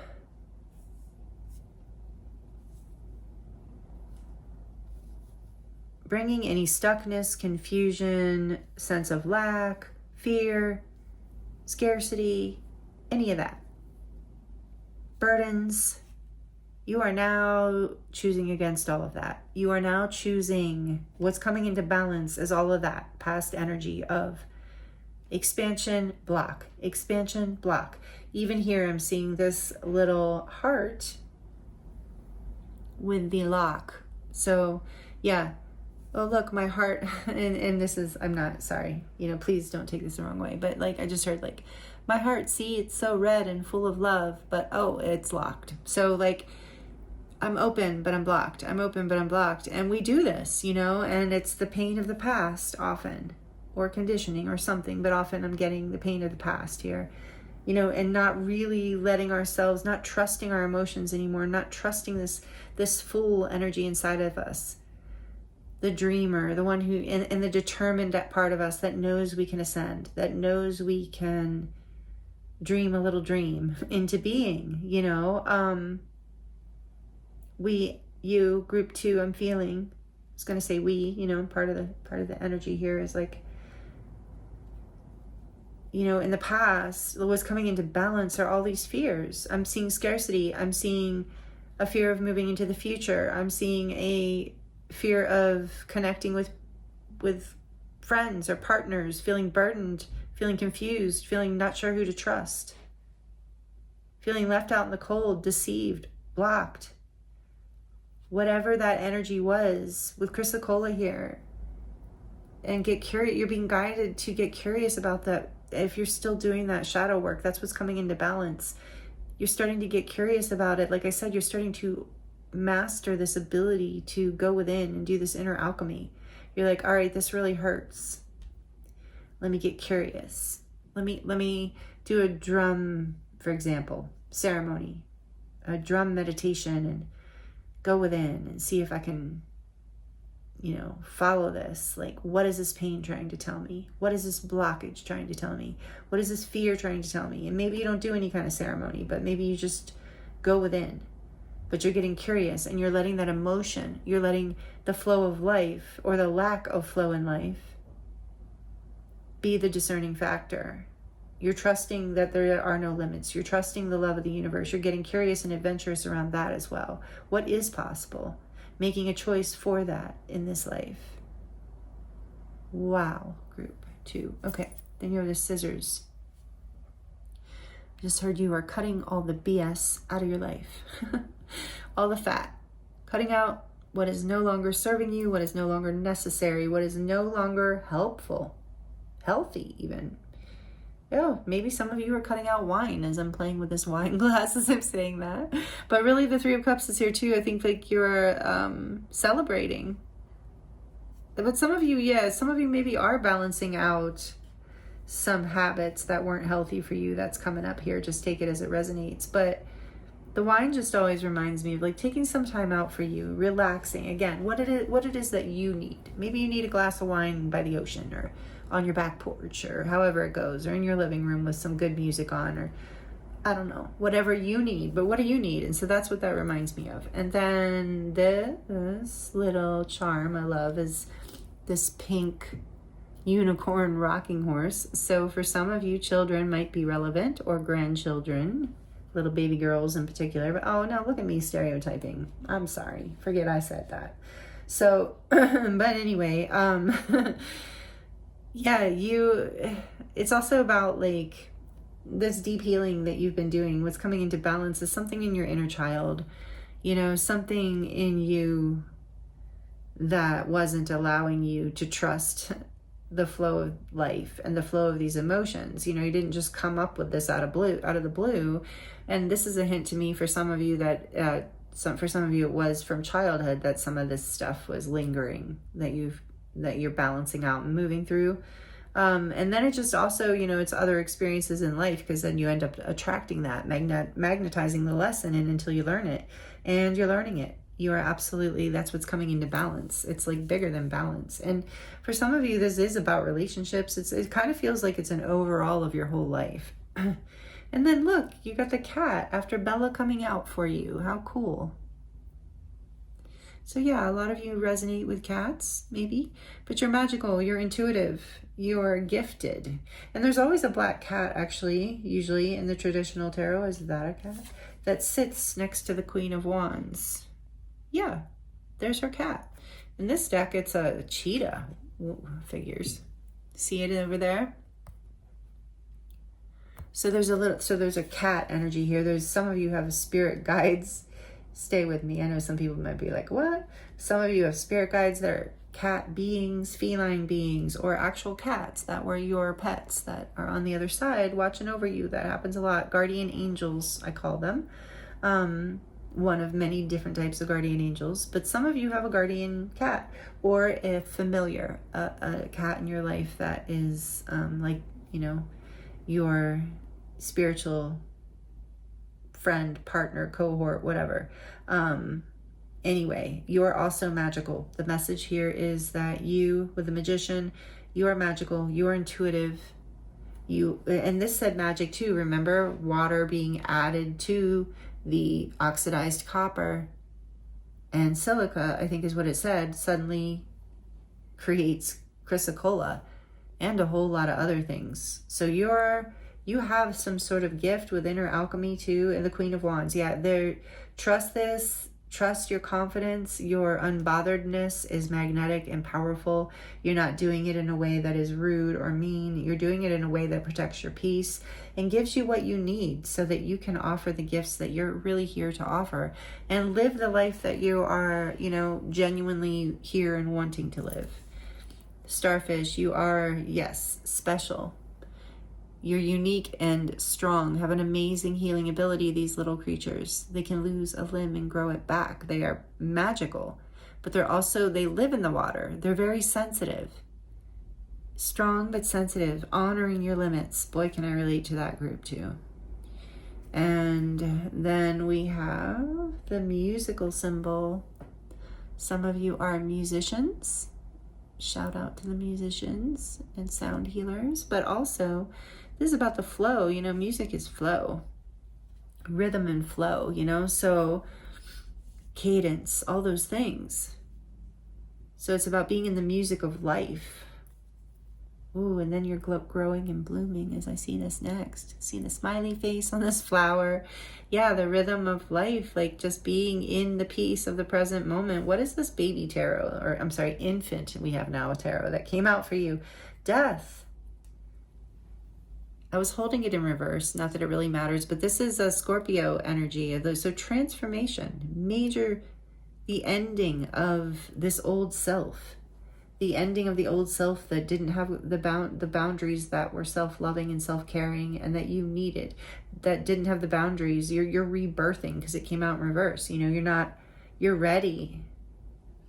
And if you haven't ended this yet, the end is coming very soon. It's right there. It's about to flip. And then we have the mask. You're taking the mask off, is what it feels like to me. Not letting others, not trying to show up in a way that doesn't feel authentic to you anymore. Good for you, group 2. Queen of Wands. She's a performer, but in a way that's like cosmic, you know, like it's her job. It's why she's here. It's her purpose, you know, and that's why it brings her so much peace. And that's you, whether you're a fire sign or a female or not, it doesn't matter. You, Spirit is saying, like, have these incredible gifts to share. And I'm hearing you're not here to apologize for them either. There's nothing to apologize for. That's just other people's insecurities. And look, we have the locked heart over here, but then we have the heart with it's hard to do this one, sorry. Heart that says love with the little arrow going through it. So for some of you, there's very much a love relationship here that's going to bring you into alignment with your new chapter. You got love coming in, a lot of you in this who chose this group. So that is cool too. And then what is this? This is a bird. Oh yeah, I love this one. Look how pretty, a bird in flight. Because it's just what I said, you're free now. You're lighter, you're freer, you're freeing yourself from these heavier energies of the past. You couldn't fly if you had all this heaviness. Oh, you have another infant tarot, the Hanged Man. Whoa, maybe 2 baby tarot? Did another one pop down? Yeah, it did. The Hanged Man and the Hierophant. And the Hanged Man's in reverse, even though I dropped it. Interesting. So you're ready. You are ready to take action, manifest, step forward in your life in the way that you want. You're ready to create this new beginning and let go of this old ending. And this has been a huge spiritual lesson with the Hierophant here. This is Taurus energy. We have Pisces and Scorpio, I said. So you are, again, for some of you, this is about marriage or relationship, long-term relationship, or about you being a spiritual teacher or healer in some way, guide to others. You have seen what you need to see, and you're giving yourself what you need here. You're seeing the light. You're ready to come out of being in this hermit mode, in this pause energy, in this wait and see. Because you were in a, we saw that cocoon. You were in a chrysalis. Chrysocolla is the thing, but yeah, in locust, you were in that cocoon because you were gestating in a way. You were being reborn as this fool that can now take a leap of faith in the direction of your dreams and your destiny and flow with the love, to flow with life, the love of the universe. To have your heart open, seeing now that being curious in this way and being in this vibration, there are no limitations there. There's only peace there. You're unbothered there, and you're shining, and you're in your purpose, in your North Node. And then this says good night.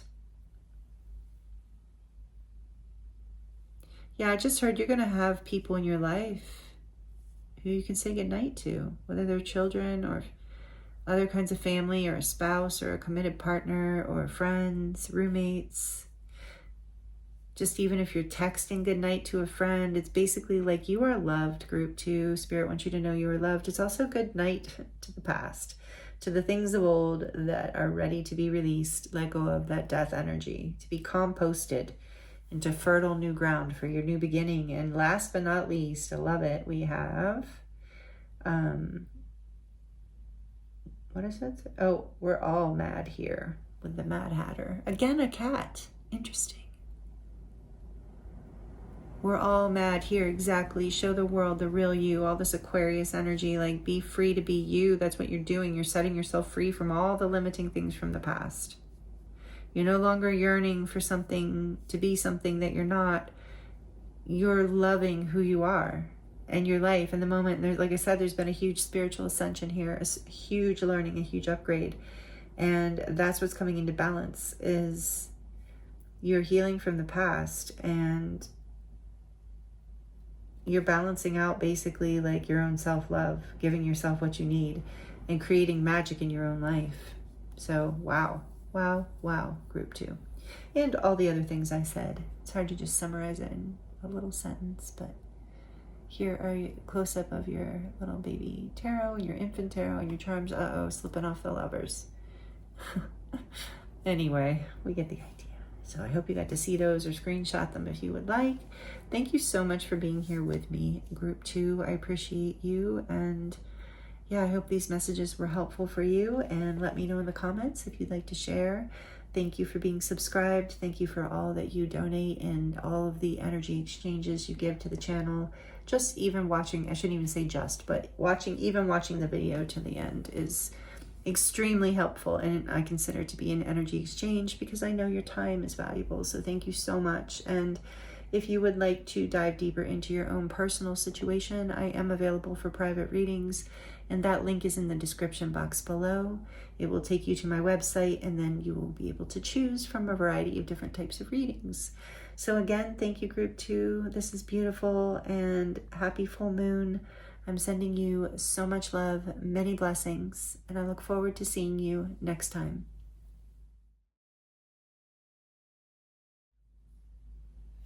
Hello, group 3. Welcome to your reading. This is your reading if you chose the card Smoky Quartz with Fall Apart and the Amethyst Heartstone. Welcome. Thank you for joining me here for today's reading. We are looking at what is coming into balance for you in your life right now. So we're going to look at these oracle cards. Yes, there's a mystery one here. We're going to look at these to start, and some other pre-shuffled oracle cards that I have for you. And I was guided to use the Radiant Tarot with you today, so we're going to get into the tarot for messages too. And we're going to close your reading out with charms and the Baby Tarot, which some of you remember I haven't brought out in a while, and another little cute oracle deck. So we have lots of fun stuff to do in this reading, and we're going to dive deep and get as many messages as we can for you, whatever is relevant and you need to hear. Only take what resonates, of course. So again, thank you for joining me. We're going to start your reading now. Let's dive in. So this is going to be interesting. So your mystery card is Feel in Order to Know, and it is the crystal Sugilite or Sugilite. I'm not sure how you say it. Sugilite, somebody, I'm not sure. But wow.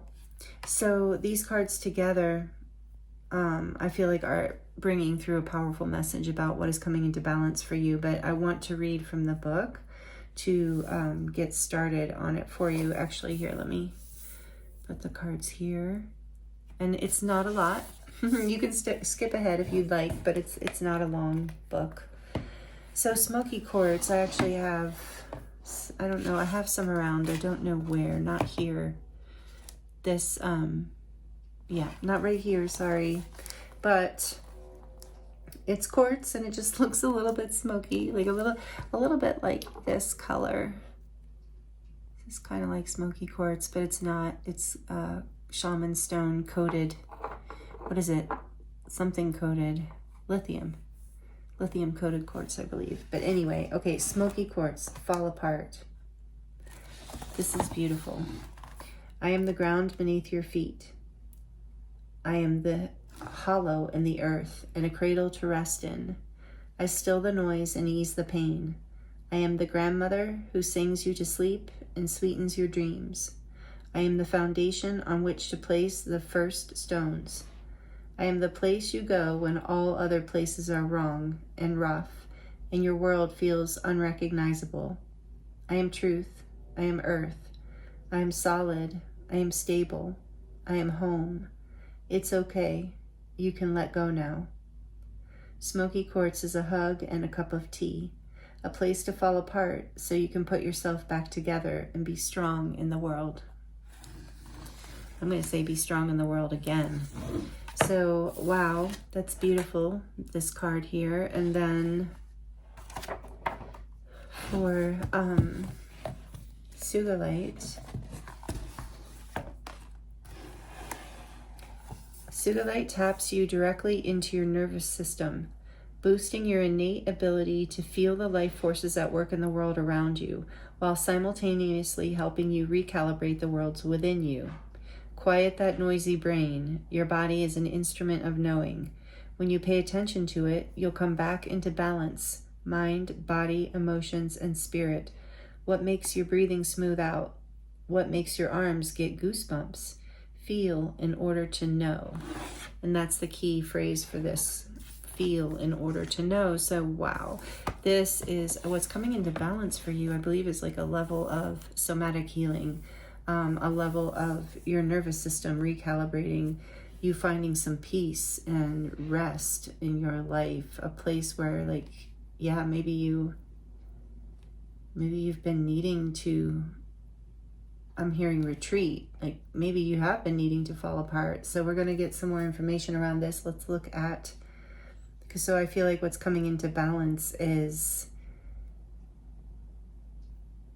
in a lot of ways, your nervous system. Okay, so we're going to go further with that soon. If you know what I mean, like a level of calmness, a new level of peace coming over not just your mind, but like your whole body. Like it said, bringing balance to mind, body, and soul and spirit, right? Mind, body, spirit. There was one more.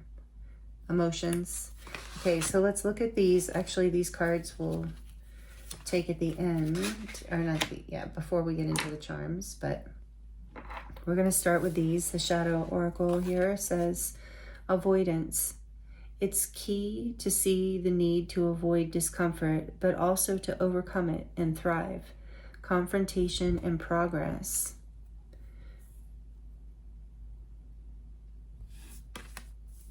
And then you have self-reflection.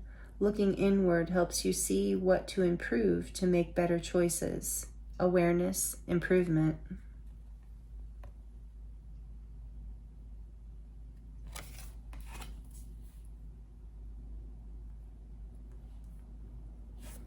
And from the Moonology deck, we have a new romantic cycle begins. New moon in Libra. And we're in a full moon in Libra right now. Libra might be a significant sign for you. And then we have Virgo, that might be significant too. You are good enough. Full moon in Virgo.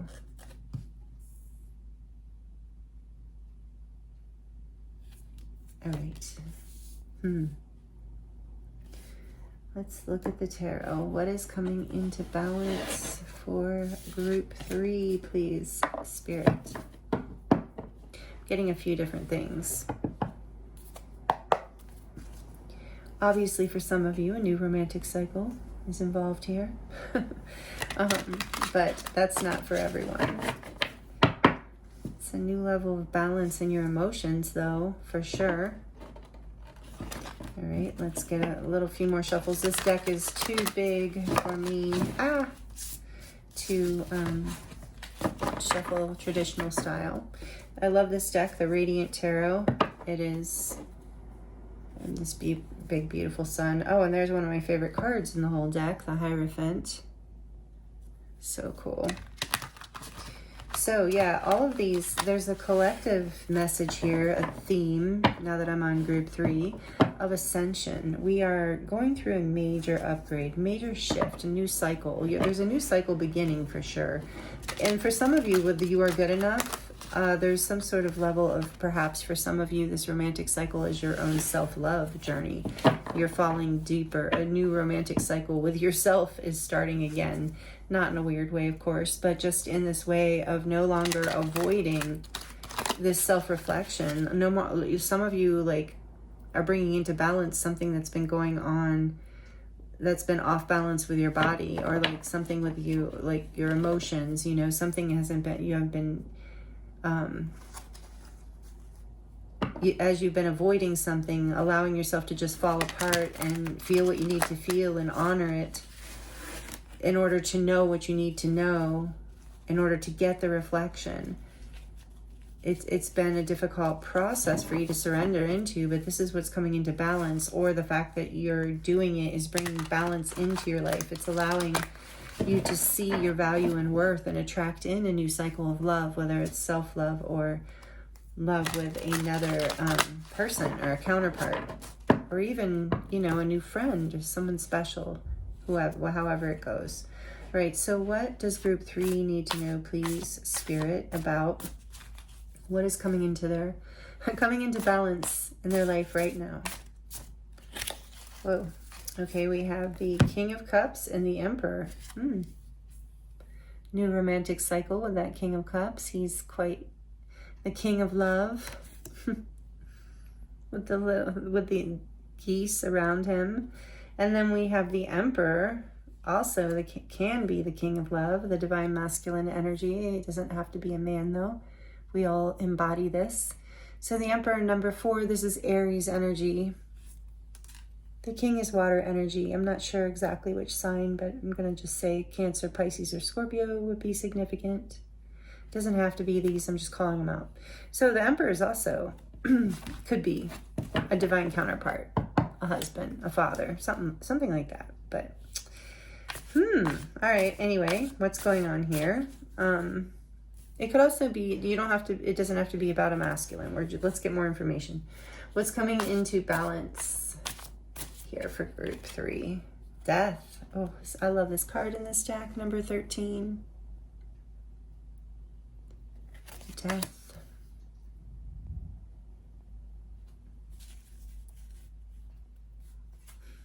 What's coming into balance?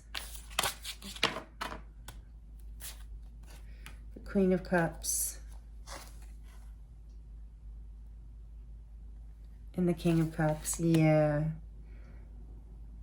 Definitely a big message of love here. It doesn't have to be, it's not the only message, but definitely divine counterparts are out on the table with 2 major arcana. So what's coming into balance? The Magician. Another major arcana. Mercurial energy. One more, yeah. What's coming into balance? The 5 of Pentacles. And back of the deck we have the 6 of Pentacles. We go from 5 to the 6. That's great. I feel that here. That's coming into balance for you. You're coming out, you're manifesting, coming out of a place of feeling lack or scarcity, or like you weren't enough or you didn't have enough. There is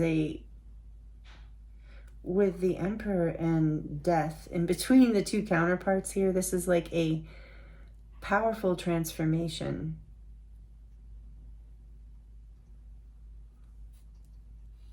In coming forward. Okay, so first I'm going to read the romantic cycle. So there is some transformation here in a balance. It looks like to me a balance of power. An energy of equal give and take coming in. Something had to fall apart in order to come together. Something had to, there was, what was brought into balance was avoiding this. Or by no longer avoiding self-reflection and allowing yourself to feel what you need to feel, to find safe haven, a place to fall apart, to reflect, to renew, to improve, to see more of your value and worth. this is coming into balance and it's starting a new cycle. And if this is not about you with another person, like a love interest or romantic partner, this is about your inner power. And that is so amazing. Did I say Scorpio and Aries? I think I did. There's a transformation happening either within a relationship or within yourself, or maybe within both, actually, especially if you're divine counterparts. There's a transformation in terms of power and authority, overcoming a power imbalance or a sense of lack. This is what's coming into balance. I mean, the Six of Pentacles, the Hierophant, there we see him again.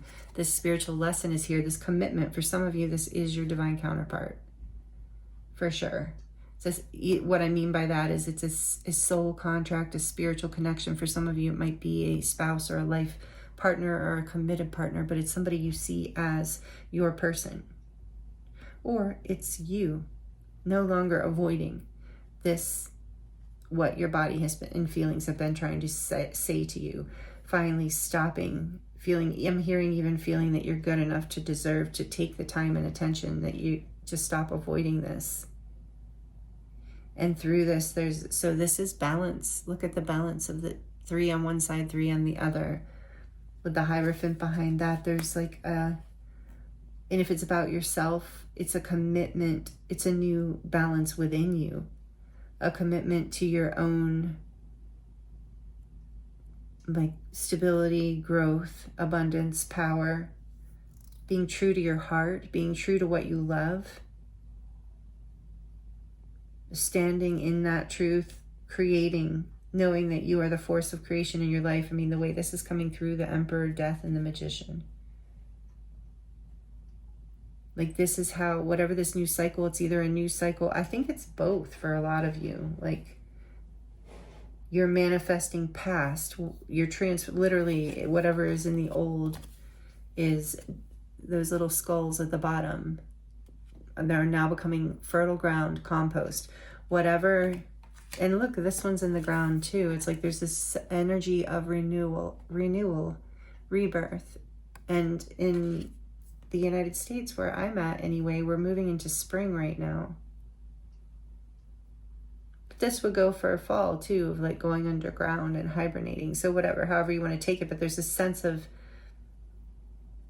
doing what it takes, taking the time out and doing the healing work, ending whatever needs to be ended, transforming, allowing yourself to be in your power, to take action, to know that you deserve it, to stop avoiding whatever you've been needing to release.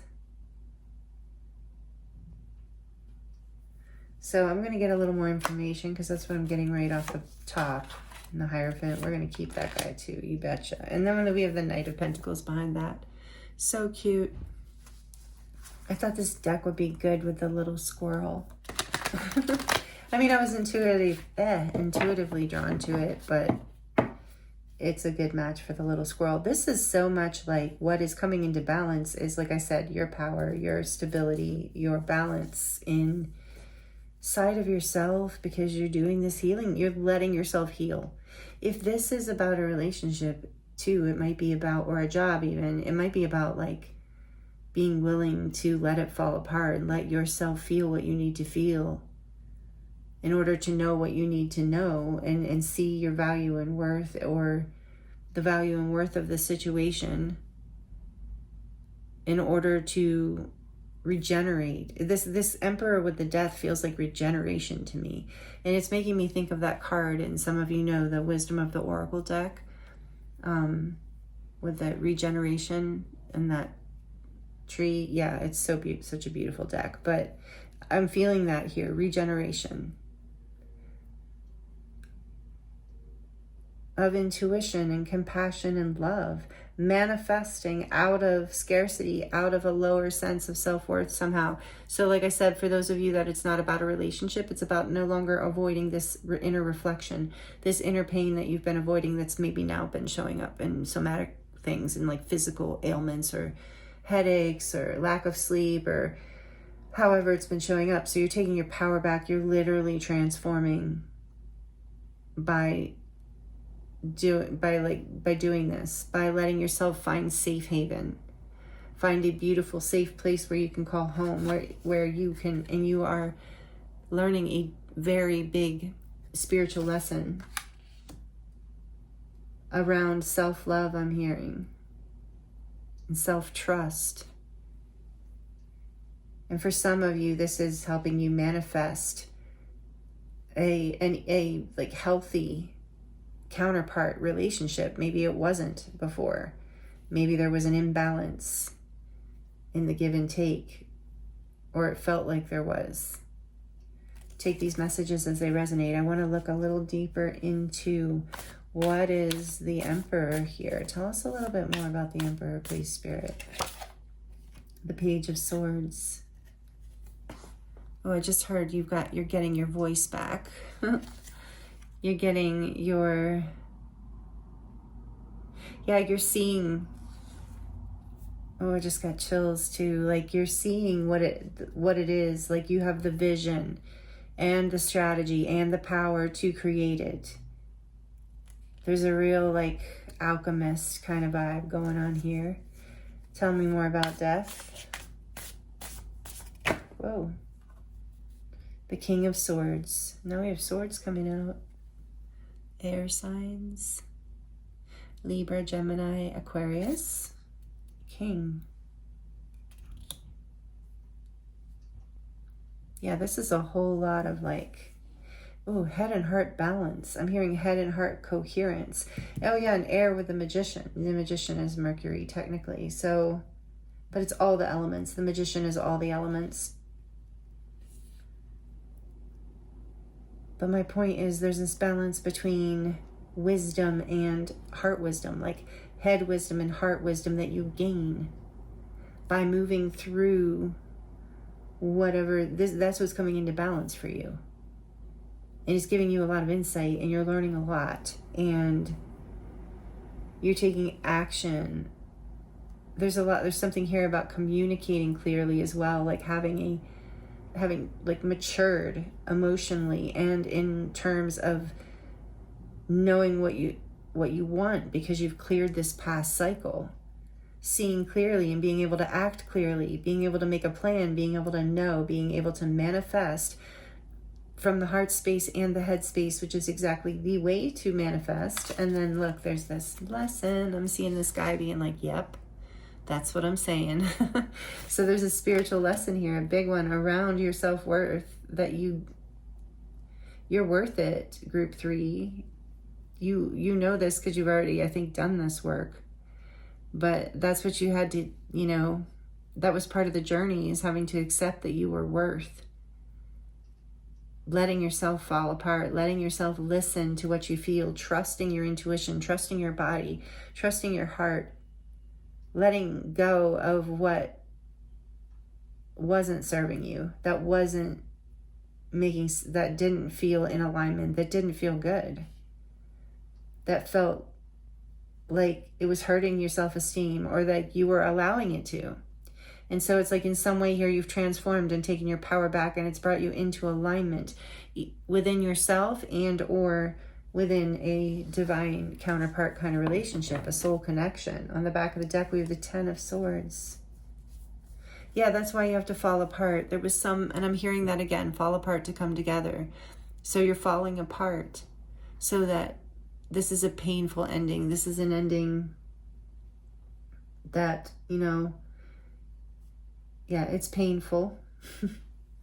And there's a lot, it's hard to recover from this one. And that's why it's like you're recovering from this. You're recovering your self-esteem in a way, but it's an ending that also creates a new beginning, as we see here. And it's a new beginning that's going to give you a lot of clarity, a lot of balance, a lot of power, a lot of ability to bring balance and wisdom and stability into your life.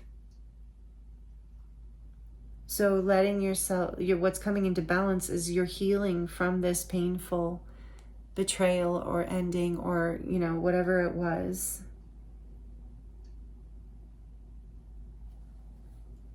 And a new romantic cycle begins, one that is more committed, one that is more balanced, one that feels more loving, one that feels more fair, because you've allowed the past cycle to end, even though it was painful. And it might have ended in you know, some kind of conflict, whatever this end was, whether it was a counterpart or a job or a friendship or a family kind of thing, or something inside of yourself that was a painful thing. That's why you were avoiding it. You know, it's like, oh, I don't want to look at this. I don't want to see this. But once you did, it was like or once you do, you come into your power and you level up in a big way.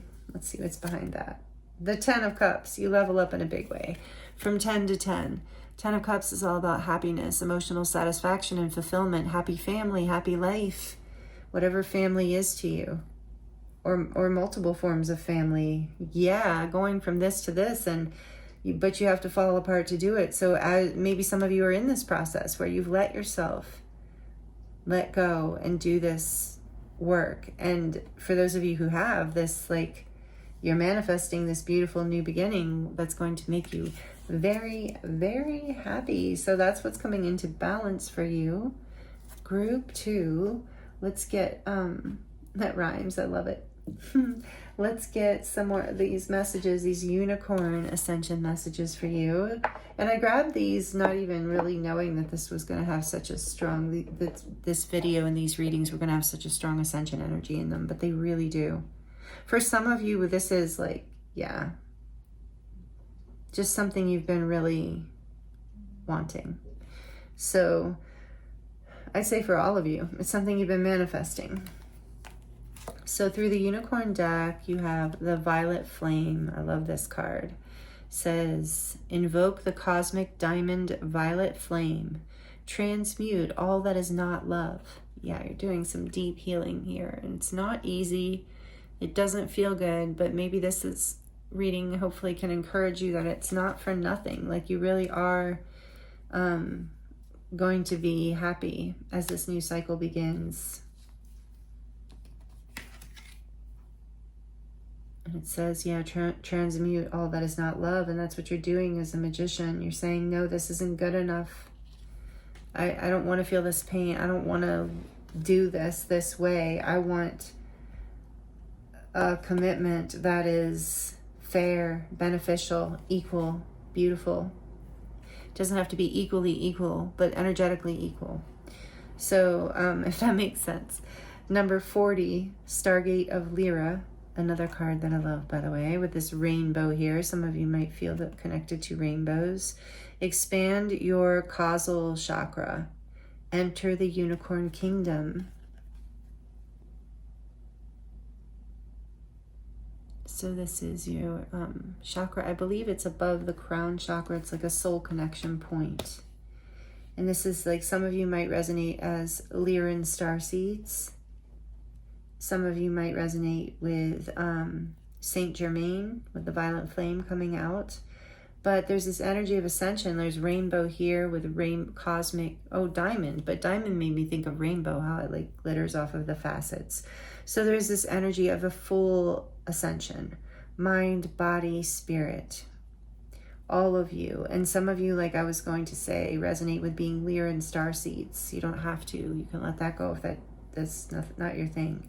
But some of you, this is a deep galactic healing. And some of you, if this counterpart is someone that you have experienced Lyran lifetimes with, and you're clearing karma, you're doing like big work here on a level of ancestral clearing and generational clearing. So know that's part of why the magician is here. You're healing, I'm hearing lifetimes, life threads of poverty, scarcity, fear of not being enough or having enough, shame, guilt, things like that. Wow, way to go group 3.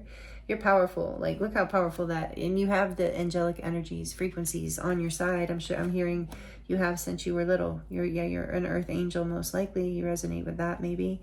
But this violet flame is here to help you transmute the as you are in this falling apart energy. That's what's coming into balance. And look what the scales here, Libra is balance. It's the scales, it's harmony, fairness, trust, all these beautiful things that we all deserve, you know, like you are good enough, that we all like should have minimum standards for. And I think this is something that you're recreating, even if whatever you were in wasn't some sort of deep, dark, horrible, toxic thing. It just wasn't in alignment because there was something that you weren't seeing within yourself in order to clear. And basically it has to do with releasing this pain, this grief that I feel like is connected to a galactic line, if that resonates with you. If not, just like that is in your DNA patterns, you know, that's through your generations. So that's part of why, if this is a counterpart thing, the love here is powerfully healing. And I do feel for some of you it is twin flame or soulmate or a soul connection, a powerful soul connection, because the Emperor is here as well. So it is about, with the Magician too, taking action in this new cycle. I'm hearing with the Hierophant too, being your own authority. If it is about a relationship, it's about interdependence, equal give and take, equal love and respect. But of course it doesn't have to be, like I'm saying, like on a very linear level equal of like, well, you know, you gave me this, now I'm going to give you this back. Like same thing, same for same, you know, not like that. But just so that it energetically feels equal. Like, you know, maybe one person's like gives more in a certain love language than the other one. But as long as it is equal in the sense of energetics, that is here as far as something that's coming into balance in your life. And like I said, if you're not in a relationship, that's something that's coming into balance within yourself. You're no longer selling yourself short. You're no longer avoiding whatever it is that has been keeping you in a pattern of feeling not good enough or separate or incapable or left out or misunderstood or anything like that. That's all being cleared. It's all being transmuted into love just because, not just because, but because you're having the courage to fall apart and to listen to your body and to know that your pain, emotional, physical, whatever it is, mental for some of you, is showing you something. Not teaching you in some, but the Hierophant's here, but not teaching you in a punishing kind of way, but it's lovingly teaching you something. It's showing you how to escape the cycle from the past where you didn't feel good enough, where you didn't feel empowered, where you weren't receiving what the divine and your higher self and the beings, your guides and angels who love you, felt like you were deserving of. Because you're here, if you're here to hold this union energy, whether you're in a divine union or it's just you as a spiritual, someone who's on a spiritual awakening path in this life, just a very high frequency being. Thank you all, by the way, all of you who are doing this union walk, this spiritual awakening path. Essentially, you are being guided through and protected angelically through this, because as you rise into this with this Magician energy, you bring gifts to the world with this Hierophant. You know, you show others, you bring wisdom to others. So the universe, your guides and angels, everyone is on your side for you to come into this union. And it is always with self first, even if it is with another person. So wow, this is what's coming into balance for you, group 3. Oh my goodness. Exciting. It just hit me. I'm like, basically like a new cycle in love, and not just that, but a level of like union here. I mean, at least a commitment to it. Yeah, and it feels like a very beautiful journey ahead because of this balance. A new cycle. It's a new cycle. The old one just, beautiful, group 3, because you've had the courage to let it go. So let's get a few messages from, and that's often the way it is, right? Because if you hadn't, I'm hearing let this, had the power in taking the action and allowed what wasn't working to end, to fall away, to transmute, to be compost for something greater. If you hadn't had the courage to do that, you would have still been trying to, how do I put this? Like create balance from an imbalanced situation.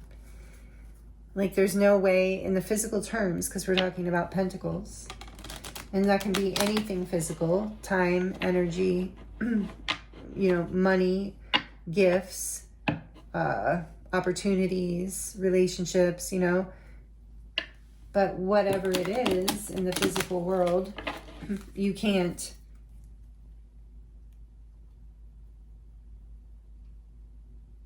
create stability when there's not stability. Like you can't pretend. That's what I'm hearing.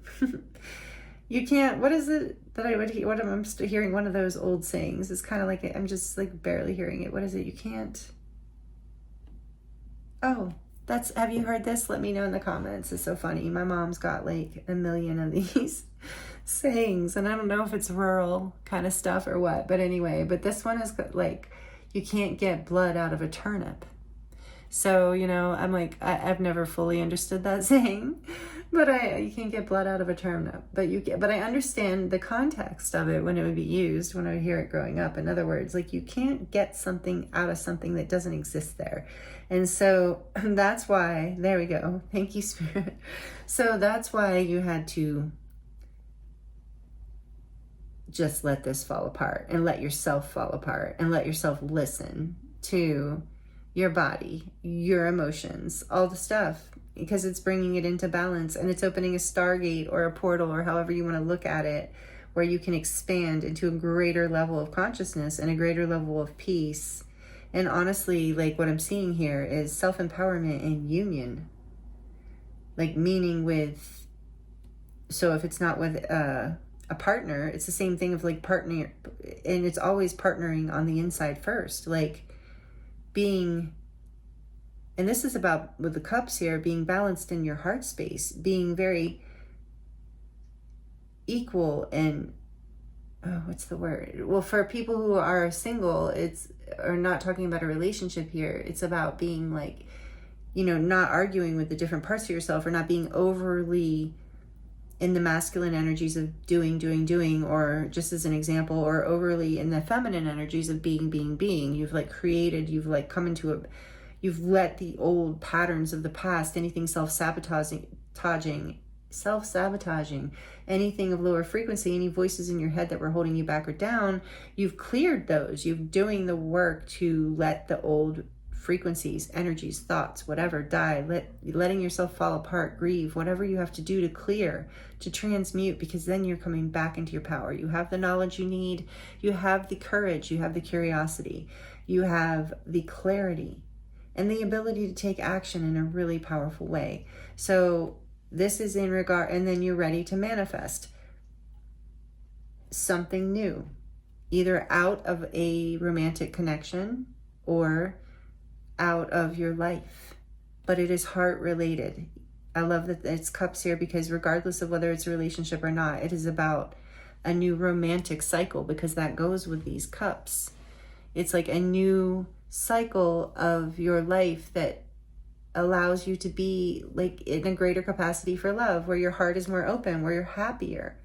And that is so beautiful. And you're going to feel better, I'm hearing. So some of you haven't been feeling well. Yes, some of you have been sick. So you're letting yourself heal. You're letting yourself fall apart in order to come back together. I just can't stop saying that. Okay. And then we have wisdom. Like I said, you're gaining wisdom with the Hierophant here.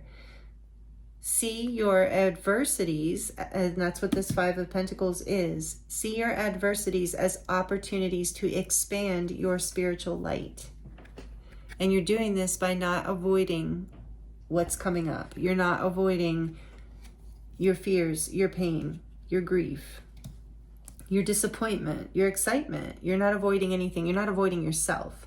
You're self-reflecting. You're confronting yourself and whatever difficulties or obstacles are in your way, and you're making progress because of that. And it says it's okay to see the need to avoid discomfort, but it's also important to overcome it and thrive. And that's exactly what is happening here. With this flower thriving, I'm excited for you, group 3. All right, let's get another one. This is the Starseed Oracle. One of the Starseed Oracles. And this says release. Release anything that keeps you from your path of authenticity. That's it. It's a new level of loving yourself, a new level of union within. And for many of you, union without too, like in a partnership. Exciting. All right. I love this group. This is great. I mean, I love all the groups. Come on. Actually, all the groups were really powerful. But this is overcoming adversity. You just got to love that theme, you know, and letting yourself fall apart, because I think, you know, that's self-love. That's love. That's loving yourself by listening to your feelings and listening to your body and trusting it has wisdom. And when you self-care, this is part of how you gain this wisdom and knowledge. Wisdom again. Okay, one more. Going for one more for this group. We have intuition. With the King and Queen of Cups here, your intuition is very powerful, group 3. It is coming into balance as well. So, yeah, this is beautiful. This says, trust your intuition.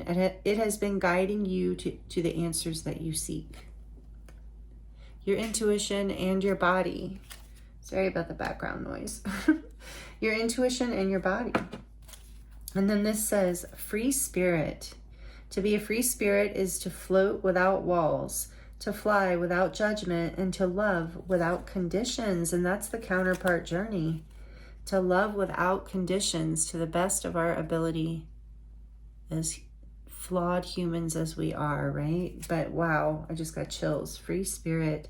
This is definitely my divine counterpart twin flame group. Shout out to those of you who are on that journey. You don't have to be here. Please don't take it that way. But okay, let's move into your baby tarot. So I do have and the charms. And let me know if it's resonating. Please like it. If you like the video, please like it. It does really help me out. And I love it when you do that. I love all the energy exchanges you give from here on the channel. I appreciate you so much. And really, it's like amazing. And yeah, I shouldn't say even being here is, you know, watching the video is an energy exchange. It's time. It's energy. It's pentacles. So thank you so much.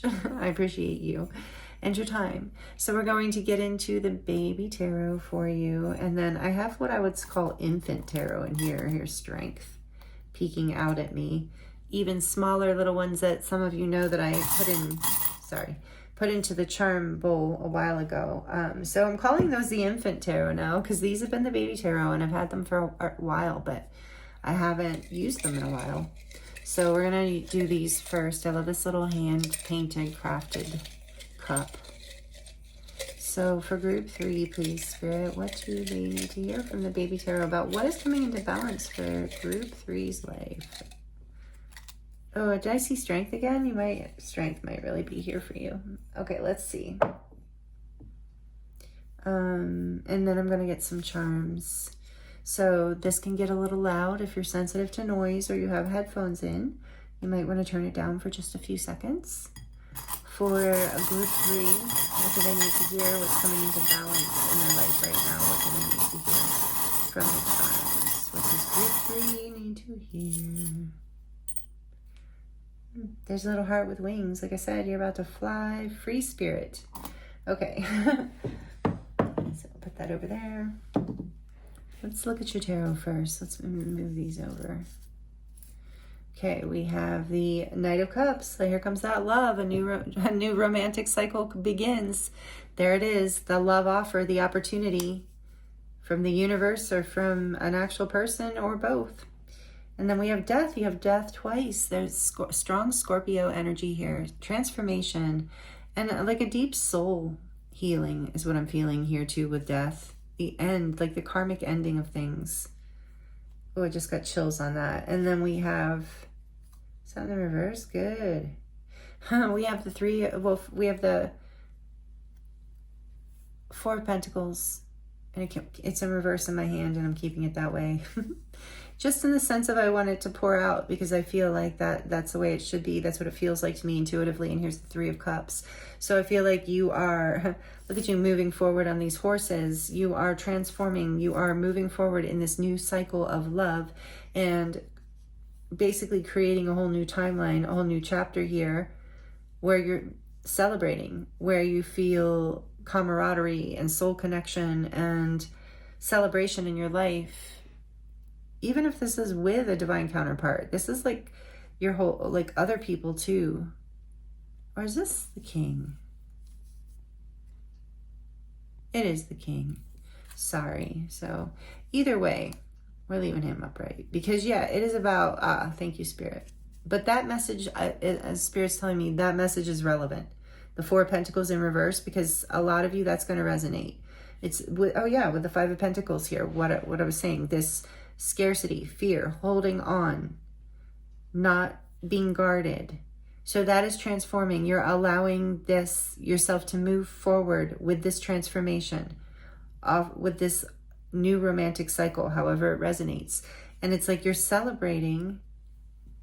There's a deep friendship here too. If this is a counterpart, you're friends, but there's a reunion or a union, and you're celebrating. It's transformational, it's beautiful, and there's a commitment here, and there is stability. There is abundance. There's just what this says, a safe place, a place where you can fall apart, and a place where you can celebrate. A place where, I never heard that, where things can die, like with this death more. I'm just what I'm hearing. Let me show you this again. Where things can, the ebb and flow of life can come, where things can grow, bloom, and die, but become fertile ground for what's about to grow and bloom again, rather than be the very end, because there's a commitment to soul connection, friendship, celebration, love. And there's a reunion here for sure. Whatever that is, if that's reunion with self or another. But there's also a celebration here, and a sense of being your own comfortable place, or finding a very safe and comfortable place. Something to celebrate, group 3. Okay, and then we have the blade here, the knife or dagger, whatever it is. But it's, again, to me, that is like protection. And the cutting of cords. Not just the cutting of cords, but the cutting of the release. Like the release, in your case, I don't feel like it's so much about cords. Maybe it is for some of you. Take it as it resonates. But it's about releasing these patterns of the past or experiences, whatever it was. Yeah, here we have another soulmate, twin flame kind of symbol with the 2 dolphins. Some of you might really resonate with or ocean might be relevant here somehow. But yeah, the 2 dolphins is soulmates, or, and then, like I said, if this is not about a romantic relationship for you, friendships that are that loving, that are that aligned, that are heart connected. That's what I was going to say earlier about the King and Queen of Cups being a heart connection, a very strong intuitive connection as well. And then we have the horse here, which reminds me of the chariot, like moving forward, ready to bringing everything into balance, healing, and then driving forward and achieving what it is that you desire, because you've made a good plan and you're empowered and you have what it takes and you're strong enough and you have horsepower, I heard. But then also I'm thinking of the symbolism of the horse in Lakota tradition, which is the horse is a symbol of power still. But the main meaning behind that also goes with this reading, because the main meaning behind power in terms of horse is compassion. And it talks about the power of compassion and how that is actually love. Compassion is the most powerful force in the universe. So horsepower is love. And this is a union within self that requires a deep level of unconditional love, which then for some of you mirrors out into a divine counterpart connection, which mirrors unconditional love. And that is part of why these divine connections, whether your spiritual awakening path is with just, your own experience, not involving a counterpart, or if it involves a counterpart, either way, the reason that is becoming part of the awakening and part of the ascension journey that we're all on is because that level of unconditional love that you reach on this awakening journey is frequency for the entire planet, for Gaia. It grounds into Gaia. It is part of adding more love, like true unconditional love, which is close, which is divine love's frequency.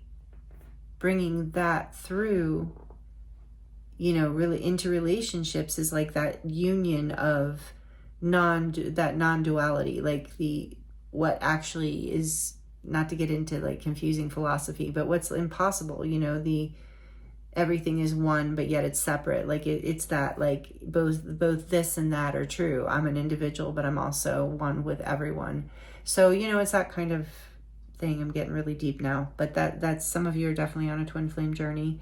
And this is the earth angels. So a lot of you, you're earth angels, you're chosen ones, you take it as it resonates. You're a very high frequency, loving human being on a very powerful path. So I feel like if you do resonate with being an earth angel, you don't have to, but I guarantee that probably many people in your life see you as that, as someone who lights up a room with your frequency, with just being you, with this 3 of Cups. Like, you are well celebrated and well loved, and you're about to own this position and step into it and love yourself in this same way and see your own value in this same way. For some of you with the 2 dolphins, you're about to become your own best friend, your own true love.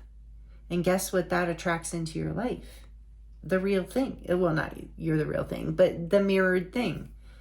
The best friend that is true unconditional love, and the divine counterpart, if that's what you want. So this is really beautiful. And, I don't even know what to think about this charm, except for, to me, I can't get past the fact that it just looks like a big foot.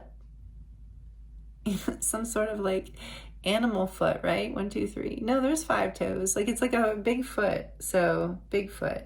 Maybe some of you are Bigfoot fans. What am I getting from that?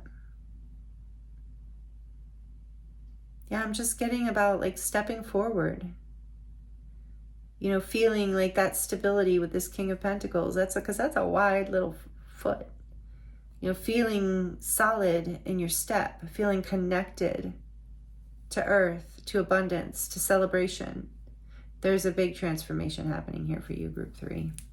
And then we have this crescent moon. Again, you're very intuitive. The moon cycles might really affect you. But I'm also getting this as part of this new romantic cycle. It might coincide with a moon cycle. Here's another one that makes me think that. And more about your intuition. 3 moons. Maybe in 3 moons, I just heard. Whoa. In 3 moons, like we're talking like back in the day. I don't even know what that means.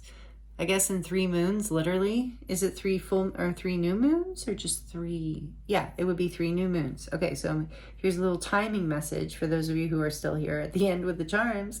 Whatever is coming into balance here, whatever this new romantic cycle, it will begin between now and the next 3 moons. Generally speaking, it's a collective reading. Take it as it resonates, but I really feel that here is a message for this group. And then, like I said, there's this free spirit energy with this little like heart with the wings. So yeah, you're about to be set free here. This is a transformation, a heart chakra awakening, a union, literally. Here's the peace sign. Peace coming into your life. I mean, even if you're already peaceful, this is a whole new level. Yeah, no, I feel like it's like you're finally finding peace. You're finally letting yourself. Again, for some of you, you're letting yourself be your own sanctuary. For some of you. And then we have this angel wing that looks like a cloud, and I'm hearing you're going to be on cloud 9. And the angels are with you. You are being protected. You are being guided. This little wing, because it's a cloud, sometimes reminds me of cherubs. So again, this energy of being hit with Cupid's arrow, and whether it's love, a new love for life and self, or for someone in particular, or all of the above. It's beautiful and it's blessed. And it's going to bring a lot of peace and abundance and wealth and health into your life, because you're bringing something really hard into balance. You're no longer avoiding it, whatever it was. You're releasing what you need to release, and you're listening to your intuition and your higher self and your inner knowing, because you have that ability. This is really beautiful, group 3. So that's what's coming into balance for you. Beautiful. Thank you for being here. Thank you for allowing me to read for you. I hope the messages were helpful.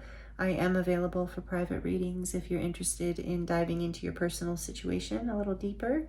And that link is in the description box below. It will take you to my website, and you can choose whatever type of reading you would like from there. And again, I thank you for being here with me and sticking around to the end of the reading. You are the best. And yeah, I'm sending you so much love. This is a beautiful thing to be coming into balance. And yeah, this is many blessings to you, group 3. I look forward to seeing you next time.